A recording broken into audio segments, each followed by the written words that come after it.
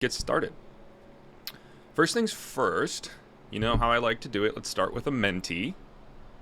So get that other device or other web page open, put in this code, give me a thumbs up when you're in there.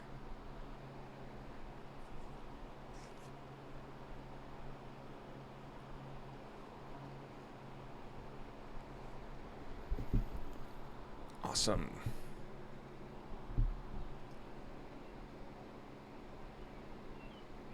See that number climbing, there we go.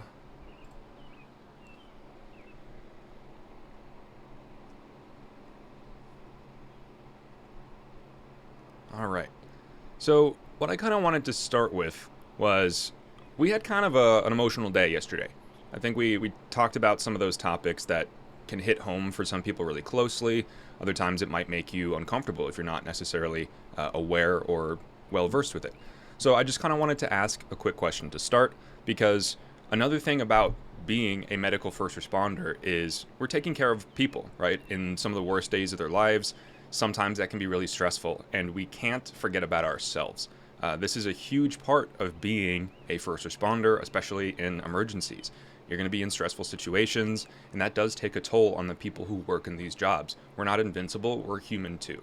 So, kind of just wanted to ask you, what's something that you do when you're stressed to take care of yourself, or if you've had a really bad day? What's something nice that you can do for yourself? Something that you do. Eat good food, yeah. Listen to music. You know that I like that. You can tell if you come in early, I'm listening to music in the room for like an hour beforehand. Skiing, talking to friends, go outside, run, walks. Yeah. Self-care, I'm kind of asking, what is your self-care? Crocheting, absolutely. That's a good way to do it. Relaxing shower, music seems to be popular. Drawing, hang out with friends, sleep. That's always good. Floss your teeth. Hey, I mean, that's a good way to do self-care. Even if it's relaxing to you, it's also taking care of your body. Rest. Yeah, talk about and acknowledge your stress rather than ignoring it. That's a really great point to put in here. We need to be able to talk about our stress. I think you could tell from yesterday, it's hard sometimes to talk about those things. And I just have a lot of practice doing it, but it still gets to me, right? So acknowledging and talking about your stress rather than just burying it deep down, that's really important. Especially if you start working in first response. If you take all the stress that you get on those jobs and you bury it deep down, that's really not going to end up well. You're going to end up getting burnt out and not wanting to help people. And that's always bad. So this is great. I like to see that a lot of you have ways that you have figured out to help yourselves, to take some care of yourself, and to relax. You're going to need it. So then my next question is, do you just have any questions or comments about what we talked about yesterday? Again, this is all anonymous, so if you have a question that's been burning that you were nervous to ask, or if you wanted to say something but you were worried how it might be responded, this is your time to do it. Please just let me know what you're thinking, if anything at all. If nothing, that's fine too.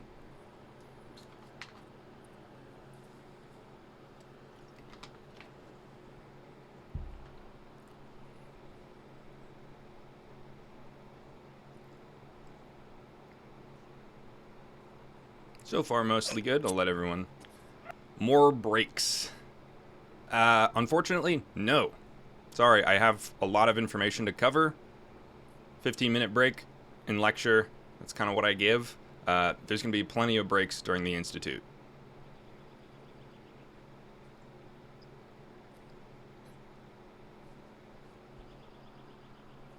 Thanks for saying that. It's very important to me. Okay, different common opioid drugs. There are quite a few. The ones that we talk about a lot, the ones that we actually engage with on the ambulance, paramedics do carry fentanyl in order to do pain control for patients. There are quite a few. I cannot even tell you all the list of the names of the ones you could be prescribed, but things, I mean, obviously heroin, there are things called Dilaudid, bunch of different types of opiate drugs like that. If you're talking about most commonly abused, we're talking about heroin, we're talking about fentanyl, we're talking about xylazine.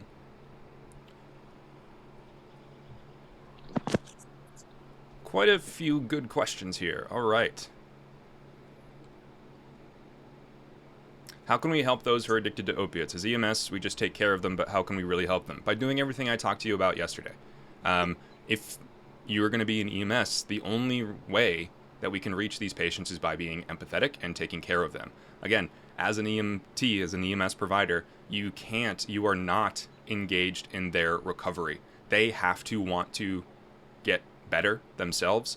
So what you have to do is you have to show them that people want them to get better, right? Not by degrading them, but by educating them on ways to keep themselves safe, telling them about different resources that we have, like the Howard Center, that safe use facility that's going to be opened in Burlington, and different things like that, right? It's going to be a hard thing to do, but again, if you put the pressure of making sure that you get every single addict that you see clean, it's never going to work, and you're going to feel really bad about yourself.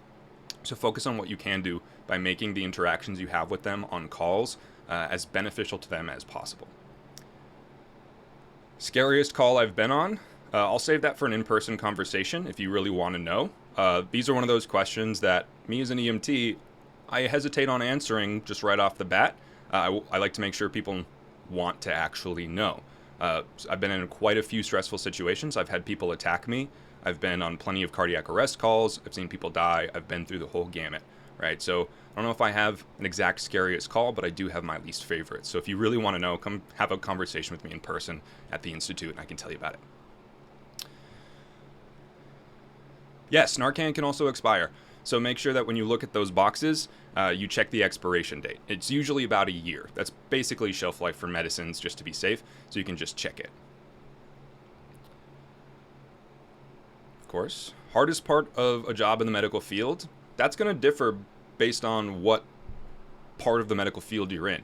If you're in emergency medicine, to me, the hardest part is talking to people when they're having a stressful situation. It's really an important part of it. I just want to make sure that they're having a good experience when they're having a bad experience. And so I always put a lot of pressure on myself to have that conversation with them.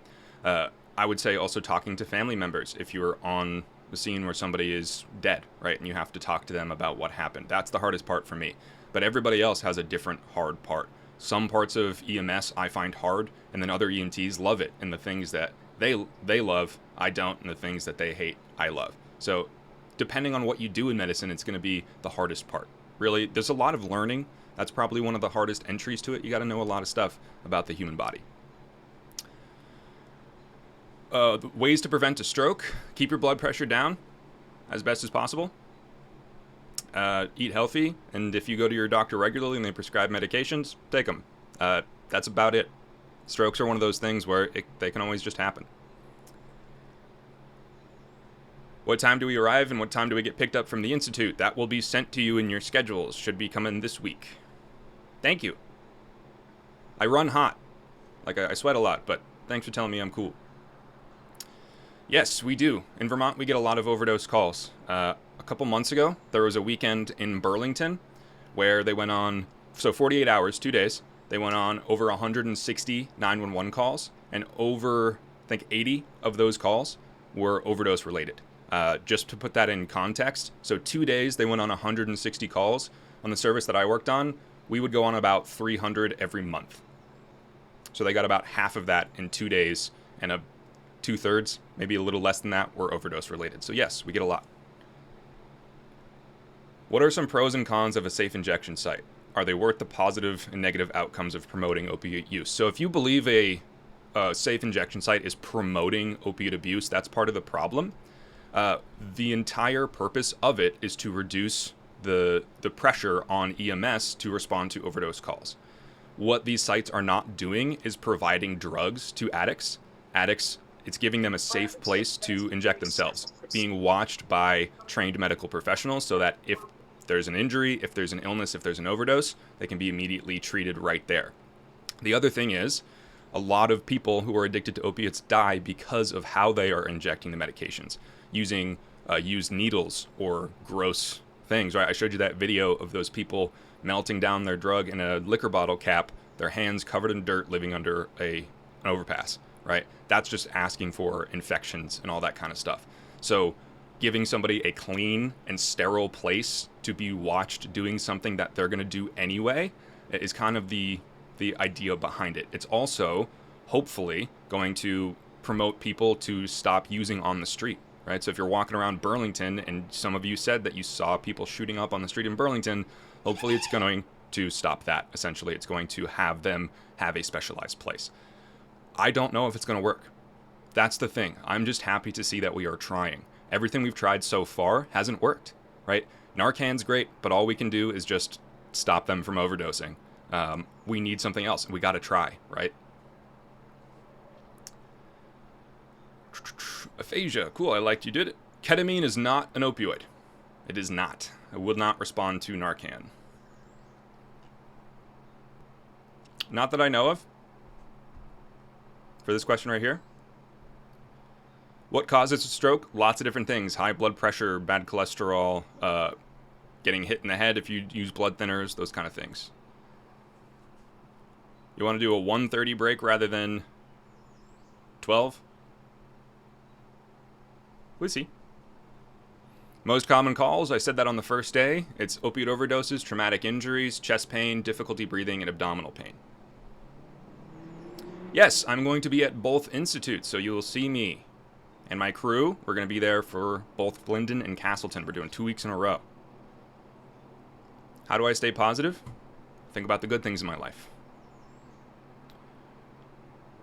Yes, you should try. I'm not saying that you're going to have everything down, but those acronyms are really important. Like, we're going to give you cheat sheets and all that kind of stuff. You're going to be able to write things down, of course, but you should have those acronyms starting to be internalized. Those are the things that we're going to be asking our patients when we talk to them. It's good to have those in there.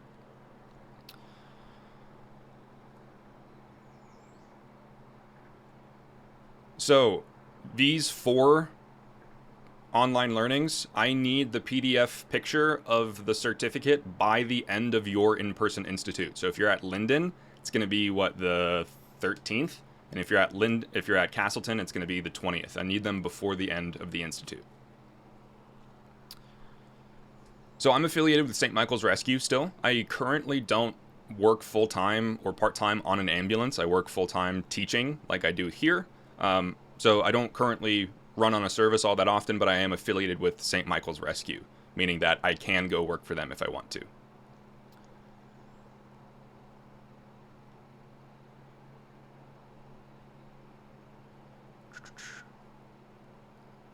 Yes, absolutely. Offer them resources. You will learn how to take a blood pressure and what the normals are at the institute. There's a whole session going on.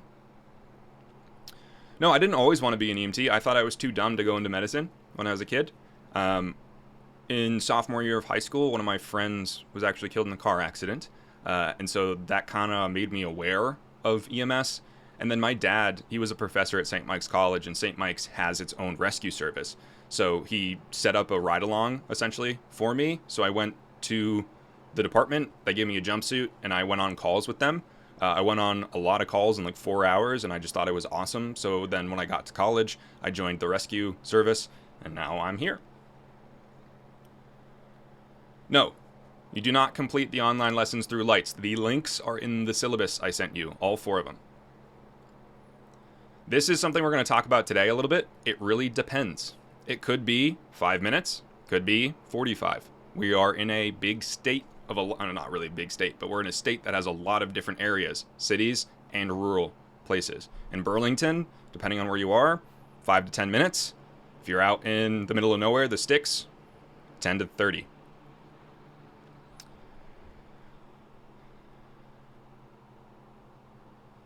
So it's completely up to you if you don't want to become a VEFR. If you do not complete those things, you're not going to meet the requirements to become a certified VEFR. It's completely up to you. GIV has wanted everybody to have the opportunity to. So that's why we're requiring all of you to go through this training so that when we're at the institute, no one's going to be left out.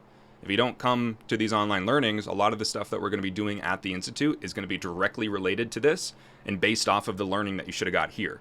So if you aren't participating in these things, that's completely your choice. But when we get to the institute, you might feel kind of left out because you don't know what we're talking about. So you do not need to pursue a VEFR, but you do have that opportunity to. That's the goal here. After you create a Lights account, follow the steps that I told you. Watch the recording from our second lecture, and I go through all of the steps on how to register for the course after creating a Lights account. To get affiliated with a service, you need to go to that service and talk to them and say, I took a VEFR course, I would like to become a VEFR, do you accept VEFRs? And then you go through that with them.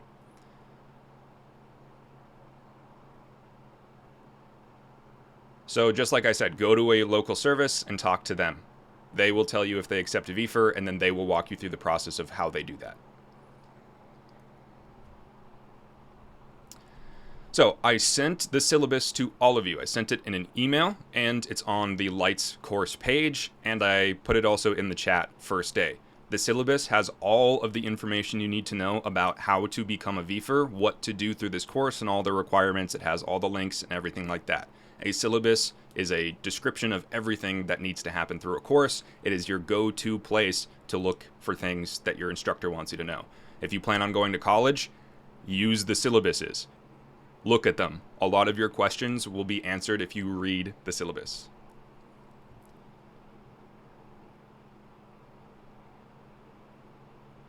Yeah, if you're going to be 16 within a year, do them so you can get the credit, and then you can use it. You don't have to be 16 right now. If you're going to be 16 within a year, do them, and then when you turn 16, you're still eligible to be a VEFR. This is going to depend on the service. Each service has different rules. Oftentimes it's 16 because that's the VEFR level, but some people, for liability reasons, want it to be 18. You have to talk to the service. How do they decide who responds to a call? Is that like specific ambulance, or is it the people?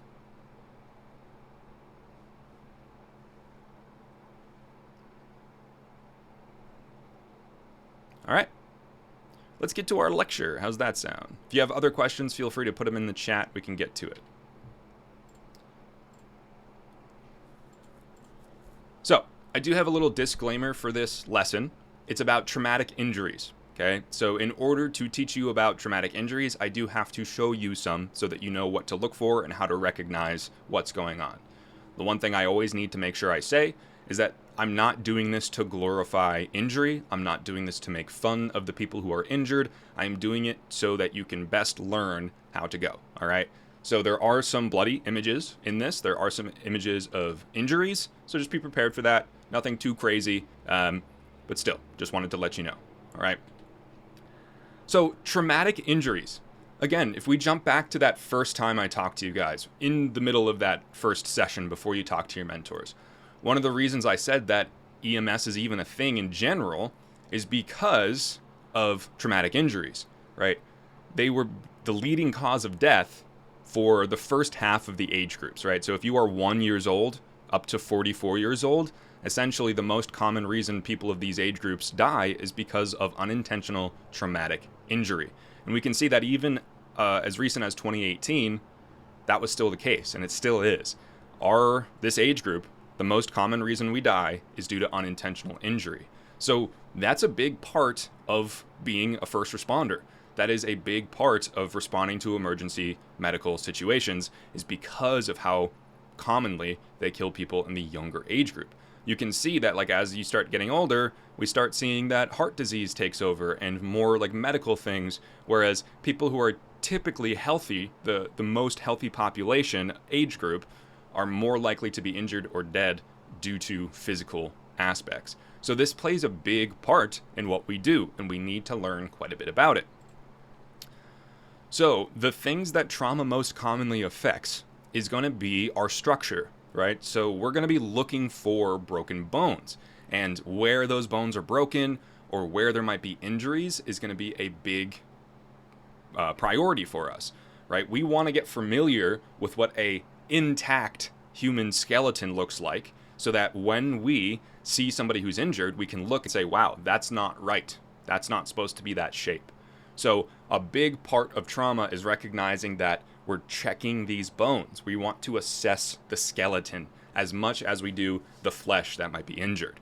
So we're going to start practicing at the Institute what we call rapid trauma assessments, head-to-toe assessments, where we're going to be palpating our patients all across their body trying to find potential injuries.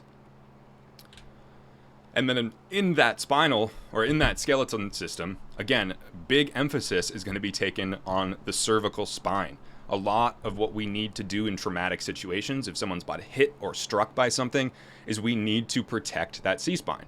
They could be very injured without a C-spine injury, but if it gets any worse, or if they have a minor C-spine injury and we don't protect it and it gets worse, that would be really bad. So I'm going to say this a couple times, and I'm going to demonstrate it when we're at the Institute, but when we treat somebody with a back or neck injury, we really want to treat their spine like a wet piece of spaghetti, right? If you move spaghetti from the middle, it's going to bend, it's going to wave, but if you pull it from one end, it's going to stay nice and straight. So we really want to protect this spine, especially after traumatic incidences. Now, what would these traumatic instances be, right?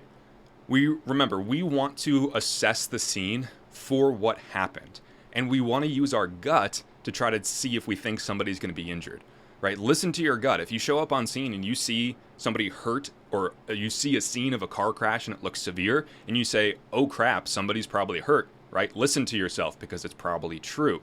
So this list over here, these are some of the more common and significant ways that people can get hurt. That's what that mechanism of injury means. How did somebody get hurt? What caused their injuries?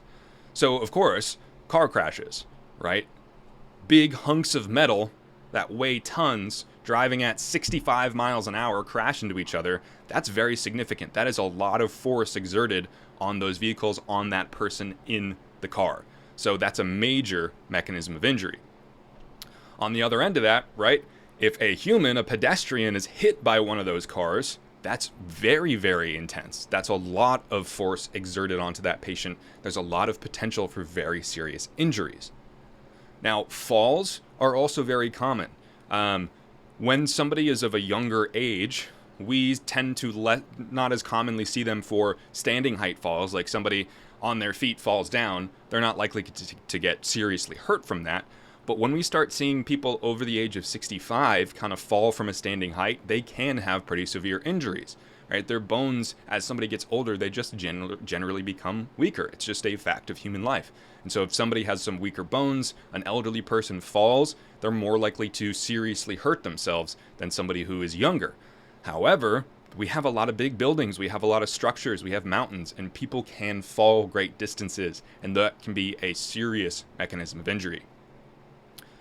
Blunt or penetrating trauma, this really means any hard force against somebody's body or something that enters them, like a bullet or a knife, right? Anything that impales them. So anything that's really strong, slapping against somebody, hitting them with a broad surface, or anything that's really pinpoint and specific that goes into them, that's very severe. Just like car crashes, motorcycle crashes are intense, right? Somebody doesn't have the same level of protection on a motorcycle that they do on a car, and they can go oftentimes faster than cars. Diving accidents, that I didn't mean to write driving there, that's supposed to say diving. If somebody dives into a pool head first and it's too shallow, swimming, that kind of stuff. There's a lot of different places in our state where significant mechanisms of injury can happen. So our goal is to kind of assess the scene, see what may have caused the injury, so that we can tell if we're going to be suspicious if they have an injury. Now, when we talk about trauma, there are different things that can cause it.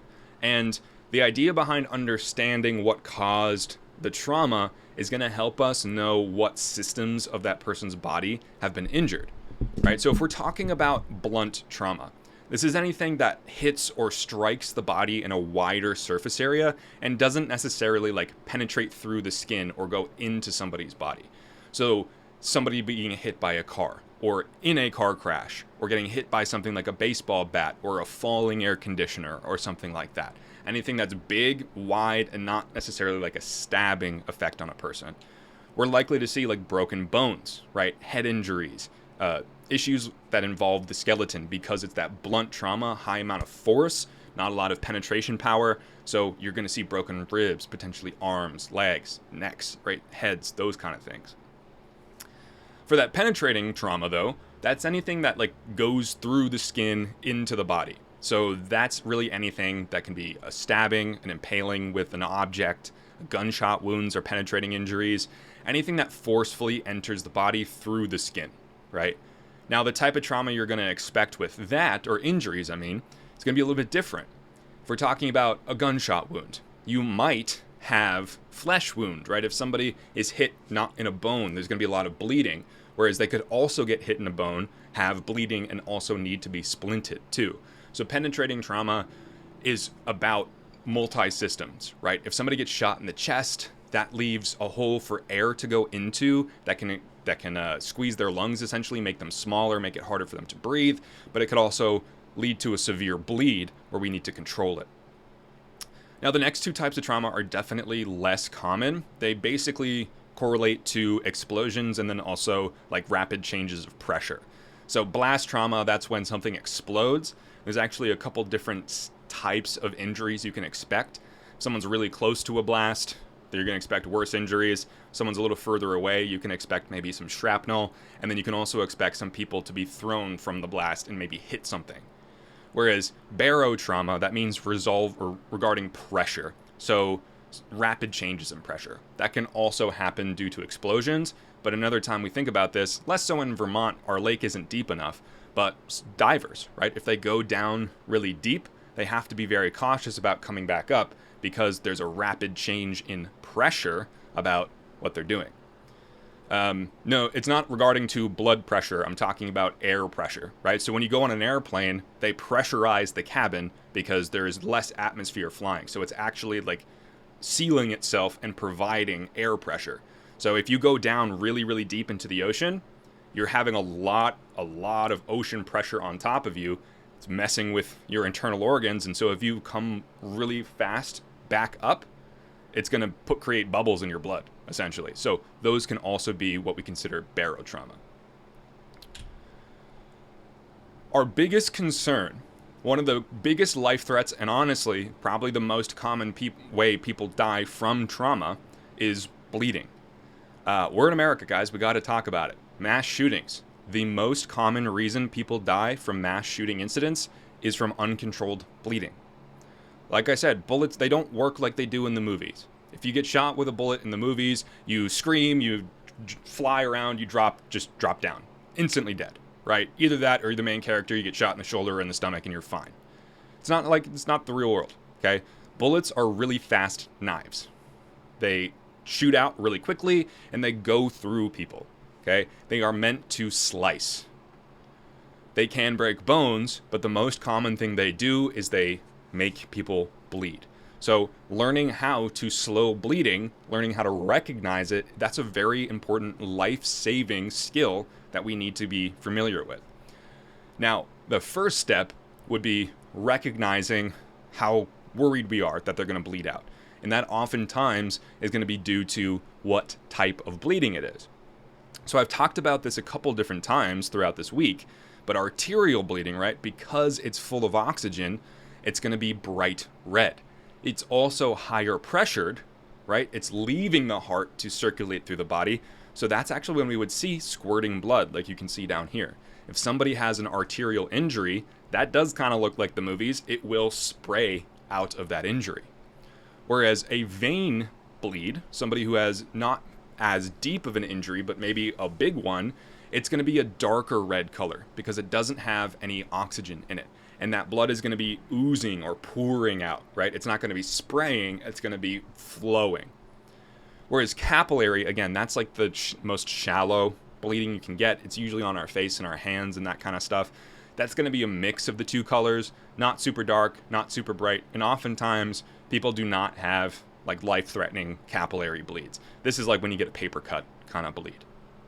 All right, so recognizing the type of bleeding that we're seeing, because somebody who has an arterial bleed, they're going to bleed out much faster than somebody who has a venous bleed. The next thing is how much somebody can withstand. Essentially, an adult can lose about a Nalgene's worth of blood, so about 1,000 milliliters, right, before it's too much. Again, our body does a really good job of compensating for blood loss, but after a certain amount, there's too few liters in our body. So if we lose about 1 liter of blood, as an adult, that's probably too much. And then as somebody gets smaller, right, when we get down to kids, we're going to see that get cut in half. They can only lose about 500 milliliters, and then infants even less. Now, what I don't want you to get bogged down on is if you're looking at somebody who is bleeding, I really don't want you to try to figure out how many liters are on the ground, because it's going to be challenging to do. I'm going to show you 2 pictures down here, and I want you to tell me which picture has more blood in it.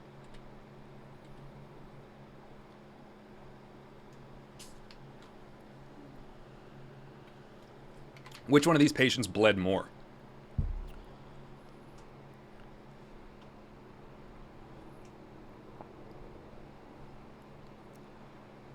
See a pretty even split here. Some rights, some lefts, some carpet ones. Here's the deal. It's about the same.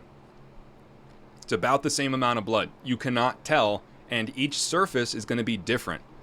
Carpet, especially thick carpet like this, absorbs and it doesn't let the blood spread out, whereas a tile floor would let it spread out. So this is about the same amount of blood. All right, so again, don't worry about saying they lost approximately 879 milliliters of blood, right?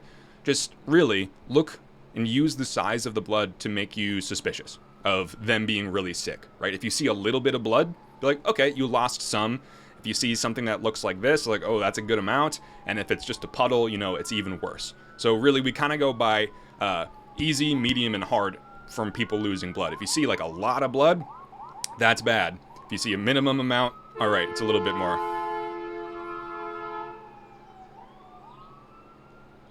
South Burlington always knows when I'm trying to speak. That's all right. So, assess for blood and then really generalize. Is it a little bit? Is it a medium amount? Is it a lot of blood? All right, it's not a fun medication, but it is a very important skill. Here, we'll just let them go. Here, I'll let you listen.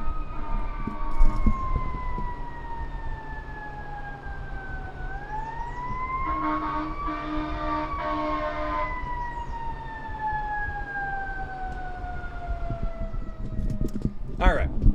So bleeding control. This is very important. This is how we can actually save somebody's life. If we let somebody bleed and we don't do anything about it, they are just going to bleed out. So we need to stop it. We need to control it.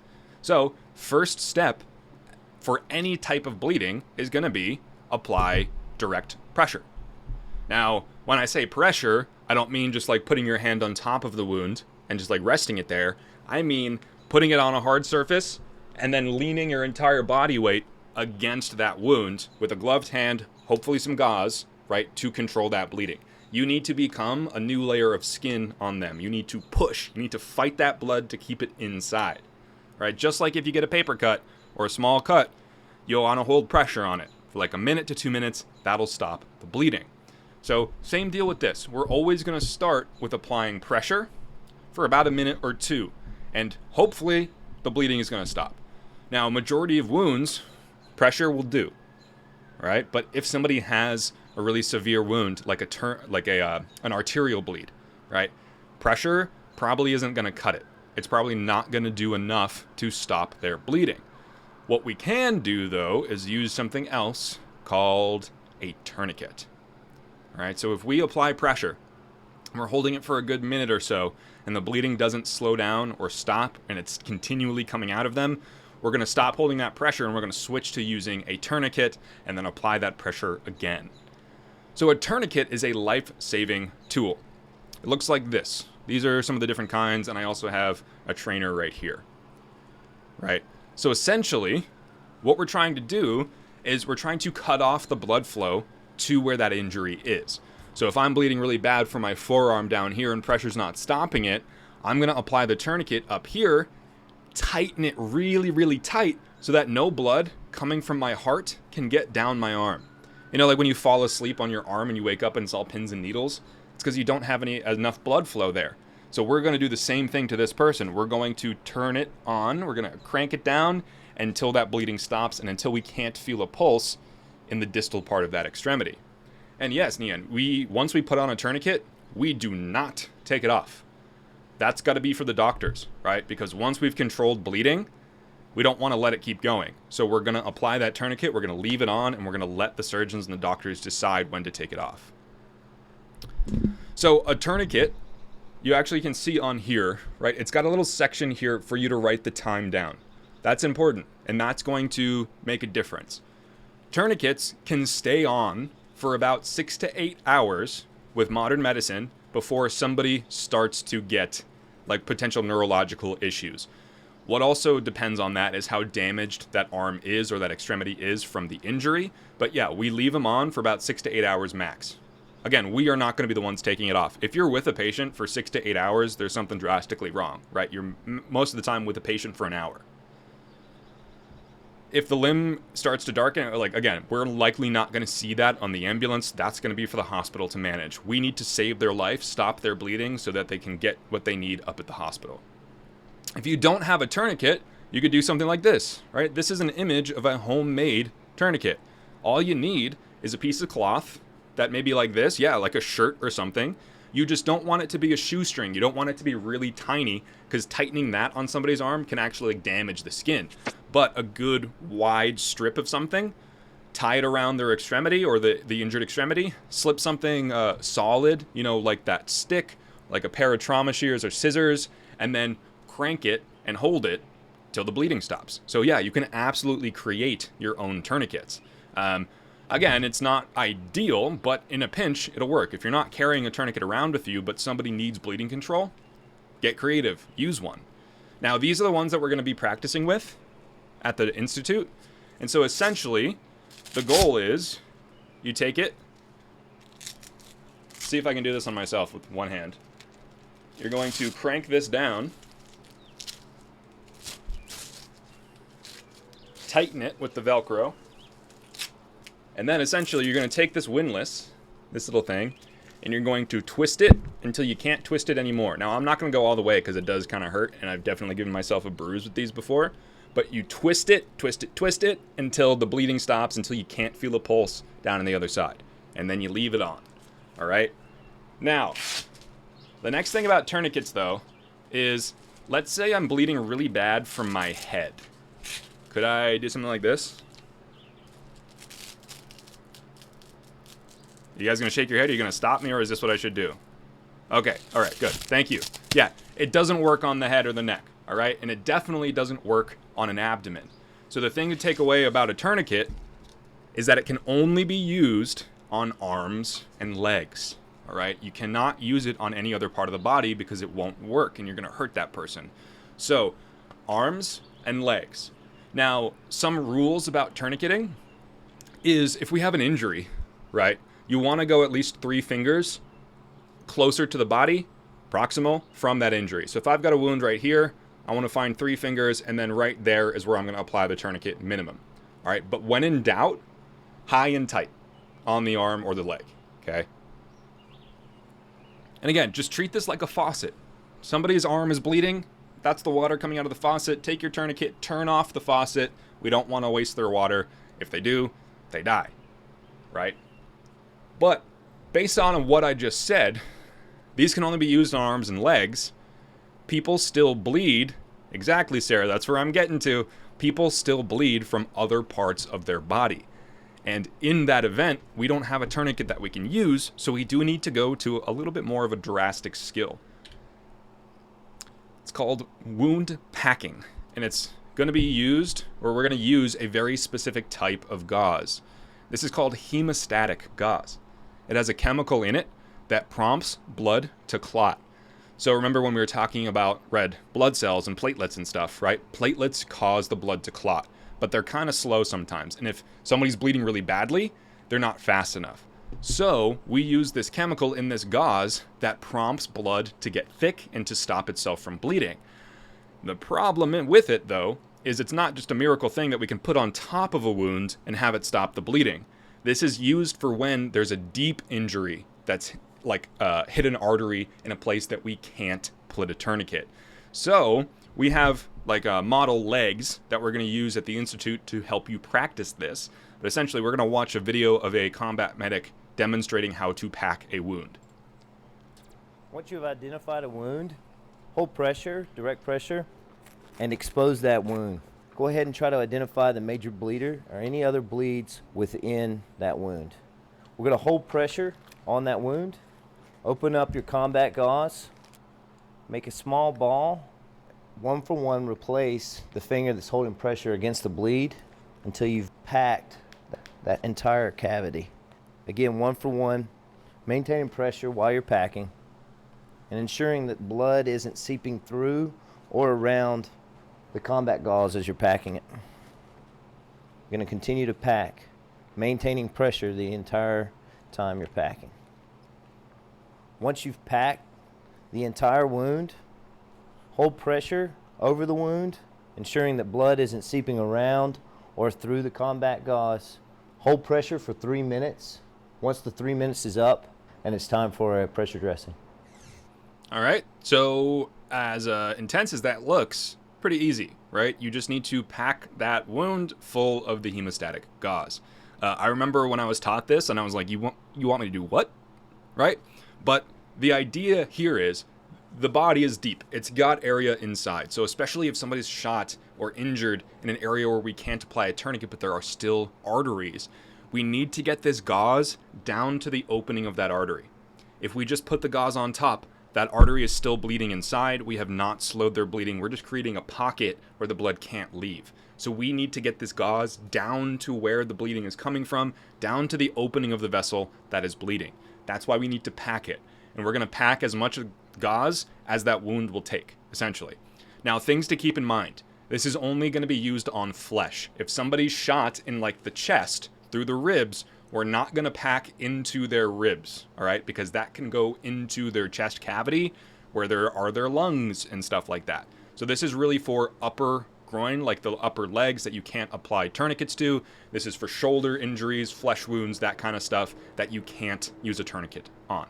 All right, we're going to practice this. And in your first aid kit, you are going to get tourniquets and you are going to get some hemostat. So you will be able to use this if you need it. Now, that's all about external bleeding. Plenty of times, though, we can have internal bleeding happen when we experience trauma. So, like if we're struck by something, that doesn't break our skin, but it might provide enough force for our internal organs or our internal vessels to be damaged. All right? So this is one of those times where it's not going to be easy necessarily to immediately recognize that somebody is bleeding. We're going to have to use our signs and symptoms.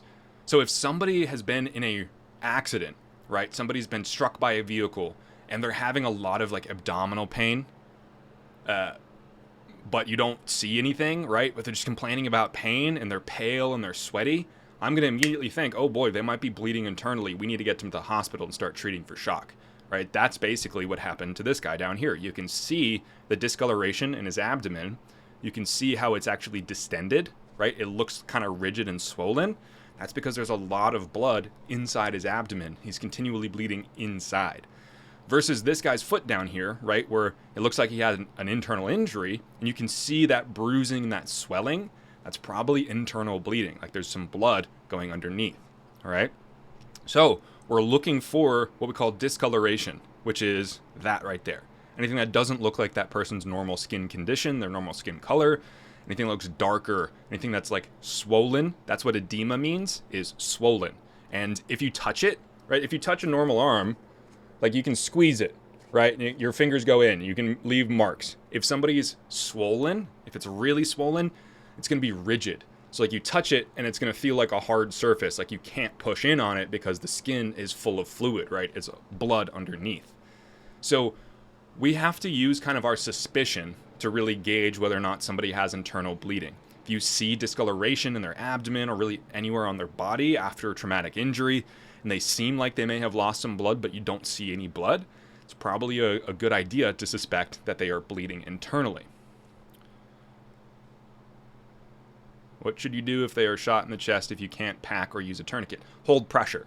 Essentially, that's all you can do if you don't have an area where you can apply hemostat or a tourniquet, is hold pressure as best as you can and make sure you try to get them to a hospital, right? If you don't have the skills or the tools that you need, you need to call the people who do. Same thing with the abdomen. Hold pressure. If they have edema due to poor nutrition, that is not a traumatic issue, right? So if they're not in a traumatic issue, if you're not suspecting internal bleeding, then you would know the edema is probably from something else. Now, some other times, bleeding isn't just in the area of our chest or our legs around our muscles and bones, right? Sometimes it's actually in our systems. So in these previous pictures, this is when blood is like around the organs, right? We actually have a lot of empty space inside of our body.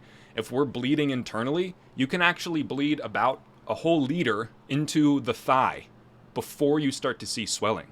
Your thigh can hold about a liter around the femur of liquid before you start to see discoloration. So that would be like an injury internal bleeding, whereas sometimes other issues can happen where we have bleeding kind of like in our systems. So like our gastrointestinal system or our respiratory system. So these are some other types of bleeding that tell us that somebody has internal bleeding. If you're applying pressure and the bleeding is worsening, that person needs a higher level of bleeding control. It shouldn't worsen if you're applying pressure. Pressure should stop it. However, it shouldn't get any worse. It should stay about the same. If pressure is not working, it's not going to get worse. It's going to stay the same. And you know you need to move to a tourniquet. I would definitely not recommend putting any sort of dirty cloth inside someone's body. In a big pinch, you can use whatever absorbent material you have to apply pressure, but you are just basically asking for that person to get incredibly infected if you shove anything other than sterile gauze inside them, right? If you have non-hemostatic gauze, but you just have normal sterile gauze, you can use that, but do not go shoving your shirt or anything inside somebody's body if you don't have it. Hold pressure, call for help.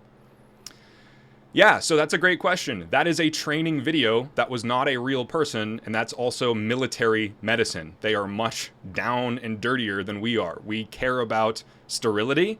They might not have access to gloves or have the time in a combat field, getting shot at, all that kind of stuff. That's not our realm, right? That was a training video. You should be wearing gloves if you have them before you start putting your fingers into anybody. If bleeding hasn't appeared to stop after 3 minutes, yes, hold pressure. If the bleeding isn't stopping from what you've done, if it isn't stopping after hemostat, continue to hold pressure. Again, this is the maximum of what we can do. And if it's not working, you need to have made sure that people are coming to help you. If you're just planning on stopping it all by yourself and expecting them to be fine after hemostat, that's not the case. Our goal is to stop the bleeding long enough so they can get to a hospital for surgery. This is just going to save their life in the moment. There's still a lot of work that needs to be done afterwards, but if you just let them bleed, they're going to die right there. All right? So, ecchymosis. This is just a really fancy word for a bruise, right? If you didn't know, bruises are internal bleeding. A little bit. It's because your little tiny capillaries got damaged from whatever hit you, they bled a little bit, and then they stay under the skin and your body takes those clots away. So ecchymosis, break that out at a party, just talk about bruising, everyone's going to think you're so cool. A hematoma, this is essentially just like a worse bruise. It's when there's bleeding under the layer of the skin. So you see just like a big blister, essentially, that's full of blood. That's what a hematoma is. Now, hematoemesis, this means when somebody vomits and there is blood in it. This tells us that there is bleeding either in their throat or in their stomach, right? Directly in their stomach or in their throat. Because if they're vomiting and you see bright red blood, that's got to be in that one part of their system. On the literal other end of things, we've got hematochezia, which is red bloody stool, so red bloody poop. If somebody is passing blood and it's bright red, that means they are bleeding in their lower intestine, essentially. And those can be really, really deadly. People can bleed a lot into their intestines and not know. So if somebody's having abdominal pain or they're going to the bathroom and they're passing blood, that's a major issue. They need to get to the hospital right now, right? We can't stop internal bleeding in someone's intestines. Now, melena, this is similar in a way to hematochezia because it is going to be passed out the back, essentially. However, the difference is it shows us that somebody has been bleeding in a different part of their body. If we see hematochezia, right, somebody passing red blood, but if we see melena, that means they're having a bleeding higher up in their intestines because melena is a black tarry substance, and it's essentially blood that's been digested. So hematochezia, that's going to be blood. But if we see melena, it's going to look like coffee grounds. Those are just coffee grounds, but I can tell you that's what melena looks like. It's blood that's been digested. So if anybody is vomiting blood, if they're passing red blood, or if they're passing this in their stool, they're having an internal bleed. They need to get to the hospital ASAP. All right? So recognizing these things, that's important. Okay? I had a time where I was called as an advanced EMT, as an intercept. So a crew of EMTs needed some help. They wanted me to give a medication. When I showed up, there was a guy who was pale, sweaty, and he was in shock. They requested that I give him like an antiemetic because he was vomiting. And then when they showed me his vomit, it was actually melena. So he had had a backup in his system to the point where he was throwing up melena. So I changed what we did. He was in major shock. He had lost a lot of blood. So I didn't give him that medication. We just started going, right? And then, yeah, you can cough up blood. That would just be evidence that there is bleeding in either the throat or in the lungs. Usually that it's bleeding in the throat, draining down into the lungs. If somebody is coughing up blood, that's bad, like tuberculosis bad. So internal bleeding, no, not necessarily lead to a higher risk of stroke. If somebody is bleeding in their brain, that is a stroke. That is a hemorrhagic stroke. They're having bleeding in their brain. But just having internal bleeding, that doesn't lead to higher risks of like a stroke. Yes, Avery. Ecchymosis. Hematoma. So hema means blood. And emesis means vomit. Hematoemesis. Hematochezia. And melena. All right. These are just fun words for you to know so that you can recognize what they are. I'm not really going to test you on these, and these aren't very common ones that we know. So just have it in your brain that these are the different types of internal bleeding outside of the body, but like inside our systems. Okay, so on to some of the injuries and how we're going to treat them when maybe it's not just bleeding. The most common injuries we see in people who are in car accidents or car crashes are going to be these. Head, neck, and back injuries. Because of how car crashes work, there's a lot of forward and backward motion. There's a lot of quick sideways motions if someone's hurt, and our spine doesn't like that, especially not our brain. It's also pretty common for people to have chest injuries, right? By a seatbelt or by running into the steering wheel or being thrown into a different part of the car. So we likely see a lot of chest injuries. Broken arms, broken legs, crushed arms, crushed legs, those are common in car accidents. And then also internal bleeding, like we were just talking about. A lot of times that seatbelt, if someone's going really fast and they get stopped really quickly, they hit something, they are thrown against that seatbelt, they're kept in their seat. But oftentimes, if it's not positioned correctly, like if you have the abdomen belt, like the lap belt, like on your stomach, you can get thrown into it, and sometimes it can cause severe internal bleeding. So after car crashes, especially high-speed ones, be very suspicious that somebody might be bleeding internally. Now, back to that head, neck, and back injury, there's another idea that we need to talk about, specifically about head injuries. And that's something called coup and contra coup. Essentially, this is what a brain looks like, right, when the skull is struck. And you can see our brain is jello. It's a very, very smart jello. And when it gets struck, when our skull gets struck, it moves around. The brain moves. So what we're seeing here is when someone gets struck in the forehead, their brain moves forward, but then it also whiplashes back and strikes the back of the skull right here. So if somebody takes a hit to the front of the head, they are likely to report pain in the back of their head. And vice versa. If someone takes a strike in the back of the head, they're likely going to report pain at the front. Because of how our brain moves, it actually gets hit harder against the opposite side of the skull.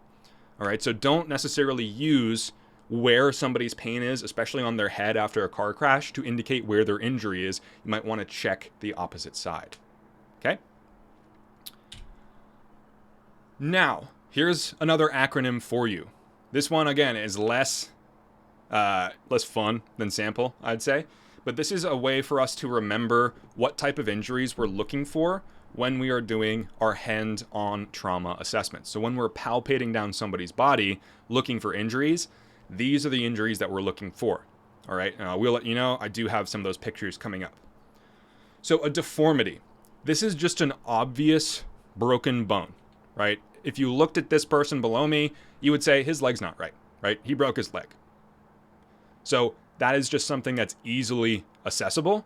You look at somebody who is supposed to be symmetrical and you see limbs or parts of their body that aren't, that would be a deformity, and that's a very obvious injury. Now, a contusion, this is just a bruise. Okay, that's another fancy word for a bruise. So looking for bruising can tell you where somebody's injury might be. You can suspect that potentially there's a broken bone underneath it sometimes and all that good stuff. So look for bruising that tells you directly where the trauma was. Now, an abrasion, this is kind of like a souped up rug burn, right? If you've ever like run on the carpet on your hands and knees and you burned your knees or your palms from the carpet, that's essentially what it is. It's scraped off skin. So if you've ridden your bike too and you fell and you scraped up your knee, that would be an abrasion. We see this most commonly on like falls, also on motorcycle accidents. If people crash their motorcycle and fall off, they slide on the concrete or the asphalt for quite a ways, and they can scrape off a good amount of their skin. Okay, just a heads up, avulsions are gross. So here's a picture of an avulsion. This is when a piece of skin has been cut but not removed from the body, essentially. So it's been scraped and it lays off in a fold off somebody's body. Okay, this is gross. It's hard to look at, but it also leaves them open for infections, right? Because if there's that fold, dirt, bacteria, and other stuff can get in it, and so it can get really dirty, lead to infections. All right, so we're going to control the bleeding. We want to cover these injuries. Anytime there's like exposed internal skin, we want to cover it with a sterile dressing to stop things from getting inside of it. All right. Now the next one, puncture. This is just anything that enters somebody's skin, right? So this is a dart from a dartboard, and I think that's somebody's knee, right? So anything that punctures in. This can be down from something small like a thumbtack. I mean, it's not crazy puncture wound, up to like a penetrating injury like a gunshot wound or a knife stab. Now, burns, these are also pretty intense. We're going to talk about them a little bit more today. We'd be looking for major burns, especially burns that are like deeper into the skin or on the airway. Those are very, very dangerous burns if they're anywhere near the mouth or the nose. All right, so anywhere on the body, bad, severe burns, these are major injuries. They need to get to the hospital. Now, next one, tenderness. This just means like if we're palpating somebody's body and they react in pain to it, or they guard, they like move away. If you touch their arm and they go, ah, right? They are tender in that spot. That means when we touch them, we elicit pain. That means there's probably an injury there, right? So if we're doing an assessment on somebody who is only responsive to pain, they can't speak to us, and we're palpating down their body, we want to be looking at their face so that if we're feeling an injury and they grimace or they react in pain, we know that there's an injury there. If they can't talk to us, we got to figure out where their injuries are in other ways. Now, a laceration, this is a cut. So it can be a slice with something, typically through the skin, but it can also get down like into the bones, into the muscles. So this is when somebody is sliced with something very sharp. Oftentimes, bleeding control we need for these. And then swelling, that's just the term. So like edema is the other term we talked about. So if a wound or an extremity or a part of somebody's body is swollen, bigger than the opposite side. So that's one of the best ways to tell if something is swollen, is have that person hold their swollen extremity up to their non-swollen extremity. And you can see here that you can tell that this leg is wider, looks more bulbous than the other one here.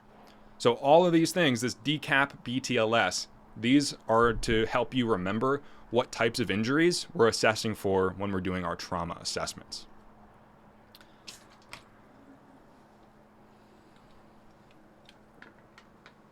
Burns, told you we would talk about them. And from what I saw from those questions earlier, I am going to give you a break at 12:30. That seems like what you wanted, right? Give you a 15-minute break at 12:30, or did you want to go until 1 before we break? Just put it in the chat and I'll read it in a sec. So burns. These correspond to the layer of skin that's affected. Okay, so Skylar, you put now in for the chat. 12:30 is better. Okay, we'll stop at 12:30. So when we talk about the degrees of burns, right, first, second, and third, I taught you for the skin, we have those three different layers, the epidermis, the dermis, and the subcutaneous tissue. So each degree of burn actually corresponds to each layer of that skin, all right? We also use terms like superficial, partial thickness, and full thickness, but really the best way to wrap your head around it is imagining that the worse the burn is, the deeper it goes into somebody's body. So first degree is kind of like a sunburn, right? That would be a first degree burn, or, if you accidentally touch something too hot for a little bit and your finger just gets a little red, right? It's just affecting the epidermis. It hasn't gone down into the dermis yet, and it's typically not a life threat, right? I'm sure all of you at some point in your life has had a sunburn of some sort. Those would be minimal, right? You typically don't go to the hospital for that. Really just need rest, hydration, stay out of the sun, wear sunscreen, that kind of deal. They are kind of painful. They're more kind of uncomfortable as they heal, right? They get itchy, the skin starts to fall off sometimes or like peel. So it's not a life threat, but it is something that's uncomfortable for people. When we start to see burns progressing into that second degree, though, that's when it gets really painful because some of the nerves are essentially starting to be affected, and it's gotten past that first layer of skin into the dermis, and that oftentimes creates blisters. So if you see like yellow blisters on somebody who has a burn, it's immediately that they have a partial thickness burn, or what we call a second degree burn, right? And that's bad because once it gets past that epidermis, it's taken away the body's ability to like fight away infections. This top layer of our skin is good at keeping things out, and if there's a wide area of that skin that's been gone and it's been burnt off, then infections can get in. Honestly, majority of the time when people suffer severe burns, what they die from is either temperature, like being too cold, because their skin regulates their temperature, and if it's gone, it can't do that. And then also infections, because burns take a long time to heal, and the entire time that person is susceptible to getting infections. All right. So second degree burns are very painful. After that, when we see anything getting down past the dermis into that subcutaneous tissue, that fat, or like the bones and stuff. Hi, kitty. Delphi's walking on my desk. She's gonna bug me, but that's fine. Stop it. When it gets down to that third level, it starts to burn away at the nerves and even get down to like the muscles and the bones. So third degree burns, they are mega painful because really they're evidenced by we see charring on that person's body. We see charring on their skin like it's been burnt really badly. All right. So third degree burns, very serious issue. Now we're going to look at a couple images of burns here. Stop it, Delphi. So up here, we've got a pretty severe, I would say like first degree burn. This is a sunburn, but it's pretty intense, right? You don't see any of these blisters like you see down here on this guy. You see maybe a little one, but nowhere near this, right? And so this is definitely going to be uncomfortable. I don't think they need to go to the hospital, right? But it's going to be uncomfortable for them. So they need aloe vera, they need rest, they need hydration. You can get a third degree burn in a lot of different ways. If you touch anything that is hot enough for long enough to burn down to your muscles. So it can be due to fire, it can be due to chemicals, it can be due to electrical burns. It can be a lot of different things. All right, you're done. Ugh. Now, second degree burns. Oh, and apparently she gave me my pointer. I don't know how that happened, but you're welcome. Second degree burns, like these ones down here, I'm hiding half of the image because, it's me. That's me with second degree burns on my shoulder. That was a sunburn. I also wore sunscreen. I was just outside for like 2 days straight, and I woke up the next morning with second degree burns on my shoulder. All right. So these are what we call blebs. This is evidence that my skin was burned down into the second layer, the dermis. right? So that all these blisters, essentially liquefied skin, bad stuff happened to it, and it's just trying to get out, creates blisters. You can also see that I have first degree burns all around it. So when you look at a burn, you're also likely going to see different areas that come out from the center. So if we look at this person with third degree burns down here, you can see there's a major spot of third degree burns. And then as you get further away, there's the second degree and there's the first. So heat, right, it radiates out. So if there's a solid point on somebody's skin, you're likely going to see the third degree burn at the hottest spot, second degree around it, and then first degree around that. All right? I'll let you know. Second degree burns, probably one of the most painful experiences of my life. I was on rescue duty like the next day. It was painful, like I couldn't move my shoulders very well. So I went into our closet essentially and I got some burn dressings, and it was across all of my back. So I taped the burn dressings on under my uniform. And so then I went on a couple calls and it was okay. I was in a good amount of pain. But I came back to the station and someone's like, hey man, you're leaking through your dressing. And so on the back of my shirt, you could see like liquid from my burns. So I went into the bathroom and I started to take off the burn dressing that I had taped onto my back. However, there were pretty bad first degree burns around it. So when I took that off, I ended up taking off all of the skin across my shoulders, because when I pulled the tape, it just took all of my skin with me. It was awful. I never want to go back there. That was probably the worst pain I've ever felt in my life. And then I was very grateful that somebody like showed up, saw me afterwards, and was like, I'm going to let you go home. I'm going to take over for you. All right, so don't get second degree burns. Wear your sunscreen. Stay inside. Don't go outside. Sun's scary. I'm just kidding, but wear sunscreen. Whereas at that third degree burn, this is much worse, right? It's a bigger surface area too. That's something we worry about a lot, is how much area of somebody's body was burned. Because if it's a small little section, that's less of a risk for their health and down the road than if it's their entire leg. So that is another thing that affects what we call the severity of the burn. One is what type of burn it is. Is it a superficial? Is it a partial thickness? Is it a full thickness? And then also how much of this person's body has been burned. So because all of the hair has been burnt off on the leg. It's also probably swelling. And so when it swells, it pushes the skin out, makes it look more rigid. Do burn scars ever go away? Scars typically don't go away. There are lots of different things that we do to help, but oftentimes no. It won't ever fully heal. A lot of people need what we call skin grafts after getting burns, like skin put onto them either from themselves in a different place or somebody else, because when it's burnt, it oftentimes doesn't regenerate in a healthy way. Now, it's hard to estimate how much of somebody is covered by a burn. So that's when we would use this. It's called the rule of nines. And this is a way for us to try to estimate how much of somebody's body surface area has been covered by a burn. So essentially, we try to break the body up into different areas divisible by 9, or can make 9. So the front of a leg is 9% of the body. So is the back. So if somebody's entire left leg was burned, we would say it's 18% of their surface area is burned. Whereas if it's an entire arm, less surface area for that, so it's only 4.5 per side. So if it's an entire arm, front and back, that's about 9%, right? We break the torso up into two different sections, front and back, and the head itself.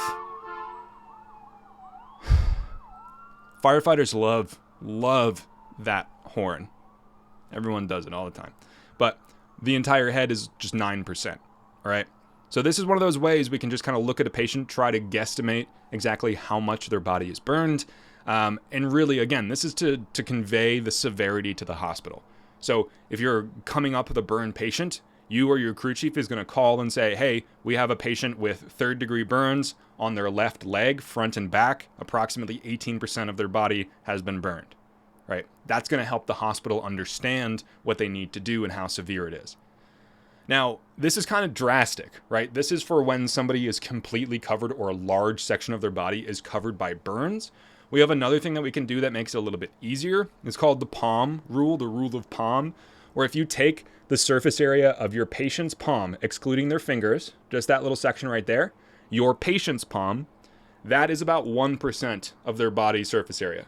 So if you looked at a wound that's about like right here, you could go, yeah, just about 2%, right? Versus an entire arm or the entire torso, right? So that's a good, easier way to just give a quick estimate. Now, how do we treat burn patients? Again, first degree burns, that superficial burn, minimal treatment is going to be necessary. Honestly, they probably do not need to go to the hospital, but if they want to go, we'll take them, right? I'm going to recommend that they rest, that they hydrate, that they wear sunscreen, and that they might apply something like aloe vera oil, right? Just to make it, or ointment, just to make it a little bit nicer, make it feel better while it rests and while it heals. Once we get down to that second degree, though, they do need treatment. They do need to be seen by a doctor. We don't want to rupture those blisters, even though they're full of that liquid. If that ruptured, that leaves an opening for bacteria, essentially. While the blisters are still covered, there isn't an opening down into the lower parts of the skin for bacteria to come into, but as soon as those blisters rupture, it's now an open wound, and it's very susceptible to infections. So on the ambulance, we have specific sterile burn dressings. So essentially, it's just a sheet of dressing that has been kept sterile in its packaging, and we want to wrap them up in that dressing, cover their burns with it. And really, our treatment for third-degree burns is going to be the same. Cover that burn with a sterile dressing, and then the biggest thing we're going to do for these patients is keep them warm. I told you that the skin manages our internal temperature, right? If somebody's skin is burned, it can't do that. Oftentimes, people who are severely burned will die from hypothermia, from being too cold or too hot, right? So we want to keep them warm so that their body doesn't have to worry about it. We're not going to like keep them in a hot tub or anything like that. We're just going to cover them with blankets like we do for shock, turn up the heat in the ambulance, and we're going to get them to the hospital as quickly as we can. That's really the priority. We can't manage burns in the field. We just want to reduce the chance of infection and get them to the place where they need to go.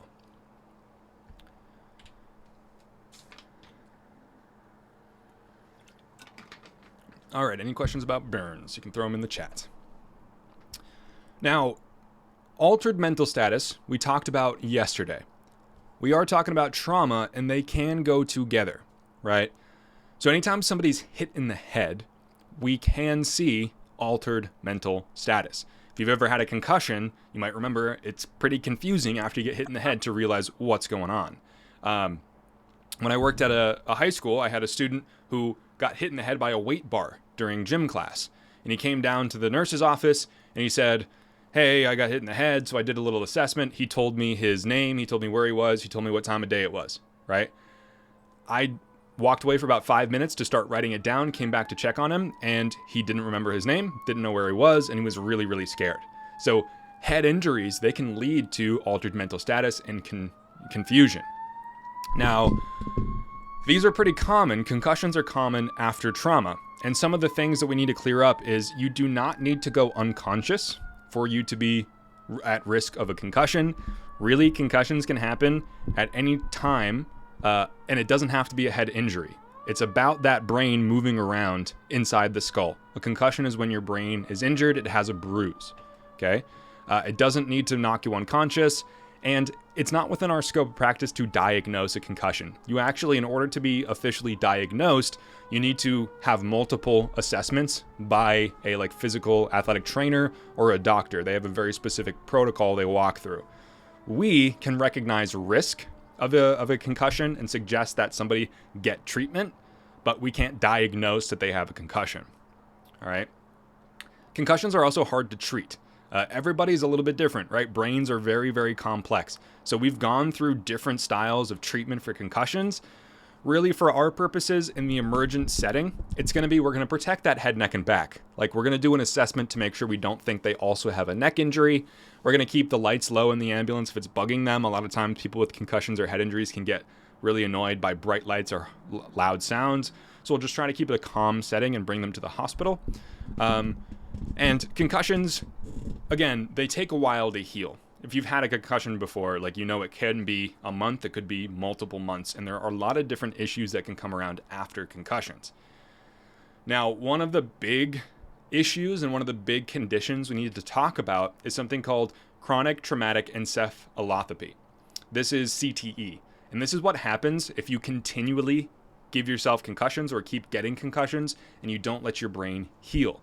This is actually a really big deal right now in places like the NFL, where a bunch of players who played in the past are now suffering some very severe issues by developing CTE, right? This is what a normal human brain looks like after death.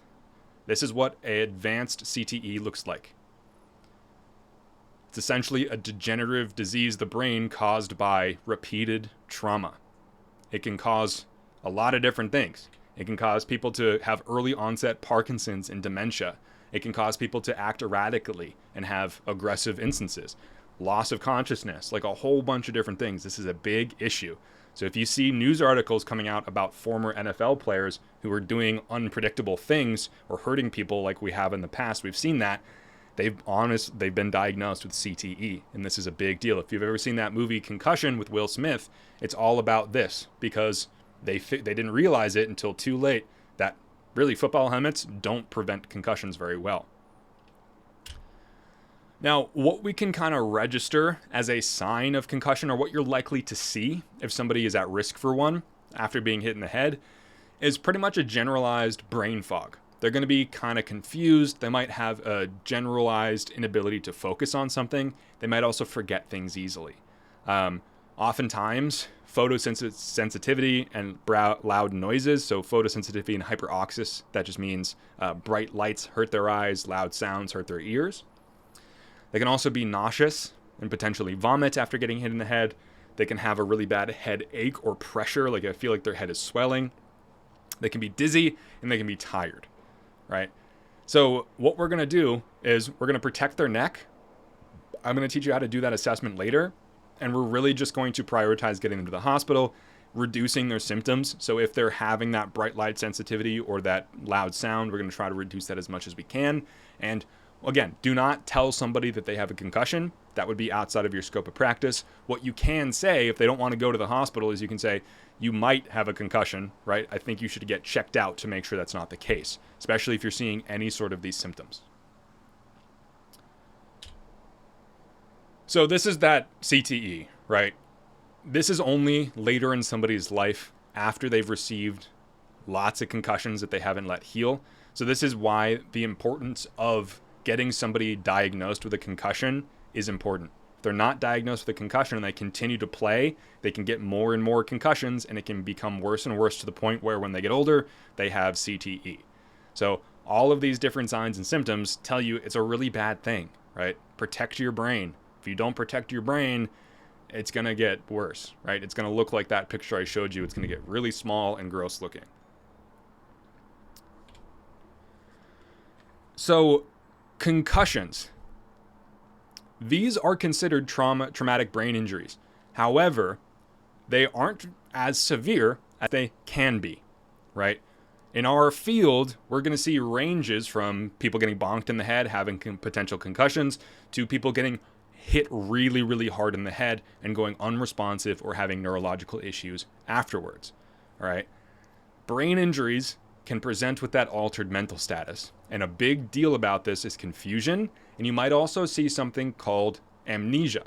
And typically we call this fishbowl amnesia. It's not like it is in the movies where somebody gets hit in the head and now they're like a British person, like they're having a flashback of the previous memory, or they just don't remember anything at all. It's not like that typically. It's a new issue. So I'll give you an example. I went to a guy who was hit by a bus, essentially in a crosswalk. He had a bad head injury to the point where one of his pupils had blown, like it wasn't a circle anymore. He was conscious and he was talking to us. And when we're treating him in the street, he looks at me and goes, "Hey man, what happened?" And I said, "You got hit by a bus. We're taking good care of you. You hit your head. We're going to bring you to the hospital." And he said, "Okay, thanks." About 5 minutes later, we're putting him to the back of the ambulance. I sit next to him and he grabs me and he goes, "Man, what happened?" And I said, "Dude, you got hit by a bus." And he said, "Again?" And I said, No, same bus, right? And then we kept driving to the hospital. Before we got there, he did it again. He grabbed me and he said, "Man, what happened to me?" And I said, dude, you got hit by a bus. And he said, again? And I said, no, same bus from the first time. It just, he couldn't remember anything new. He couldn't make any new memories. He was having that bad of a head injury. So that's kind of what we call fishbowl amnesia. Somebody keeps asking something, the same thing over and over again. It's because their brain is really injured. Somebody gets hit hard enough in the head, this can lead to internal bleeding, right? And while it isn't like immediately classified as a stroke, essentially the same thing is happening. Bleeding is going on in the brain. It's providing pressure against the tissue of the brain. It's stopping blood from being able to get to those areas. And you're going to see symptoms like a stroke, like partial paralysis, inability to speak, those kind of deals. All right. So if somebody's been hit in the head and you're seeing any sort of those things, you need to get going because they're bleeding inside their brain. We're going to protect that neck. Protect it. Like, that's the biggest thing we can do. We're going to apply a C-collar. We're going to keep it nice and straight. We want to lie them flat down on the ground, or not on the ground, on the stretcher. And we want to make sure we've got paramedics or at least advanced EMT with us to try and come and help.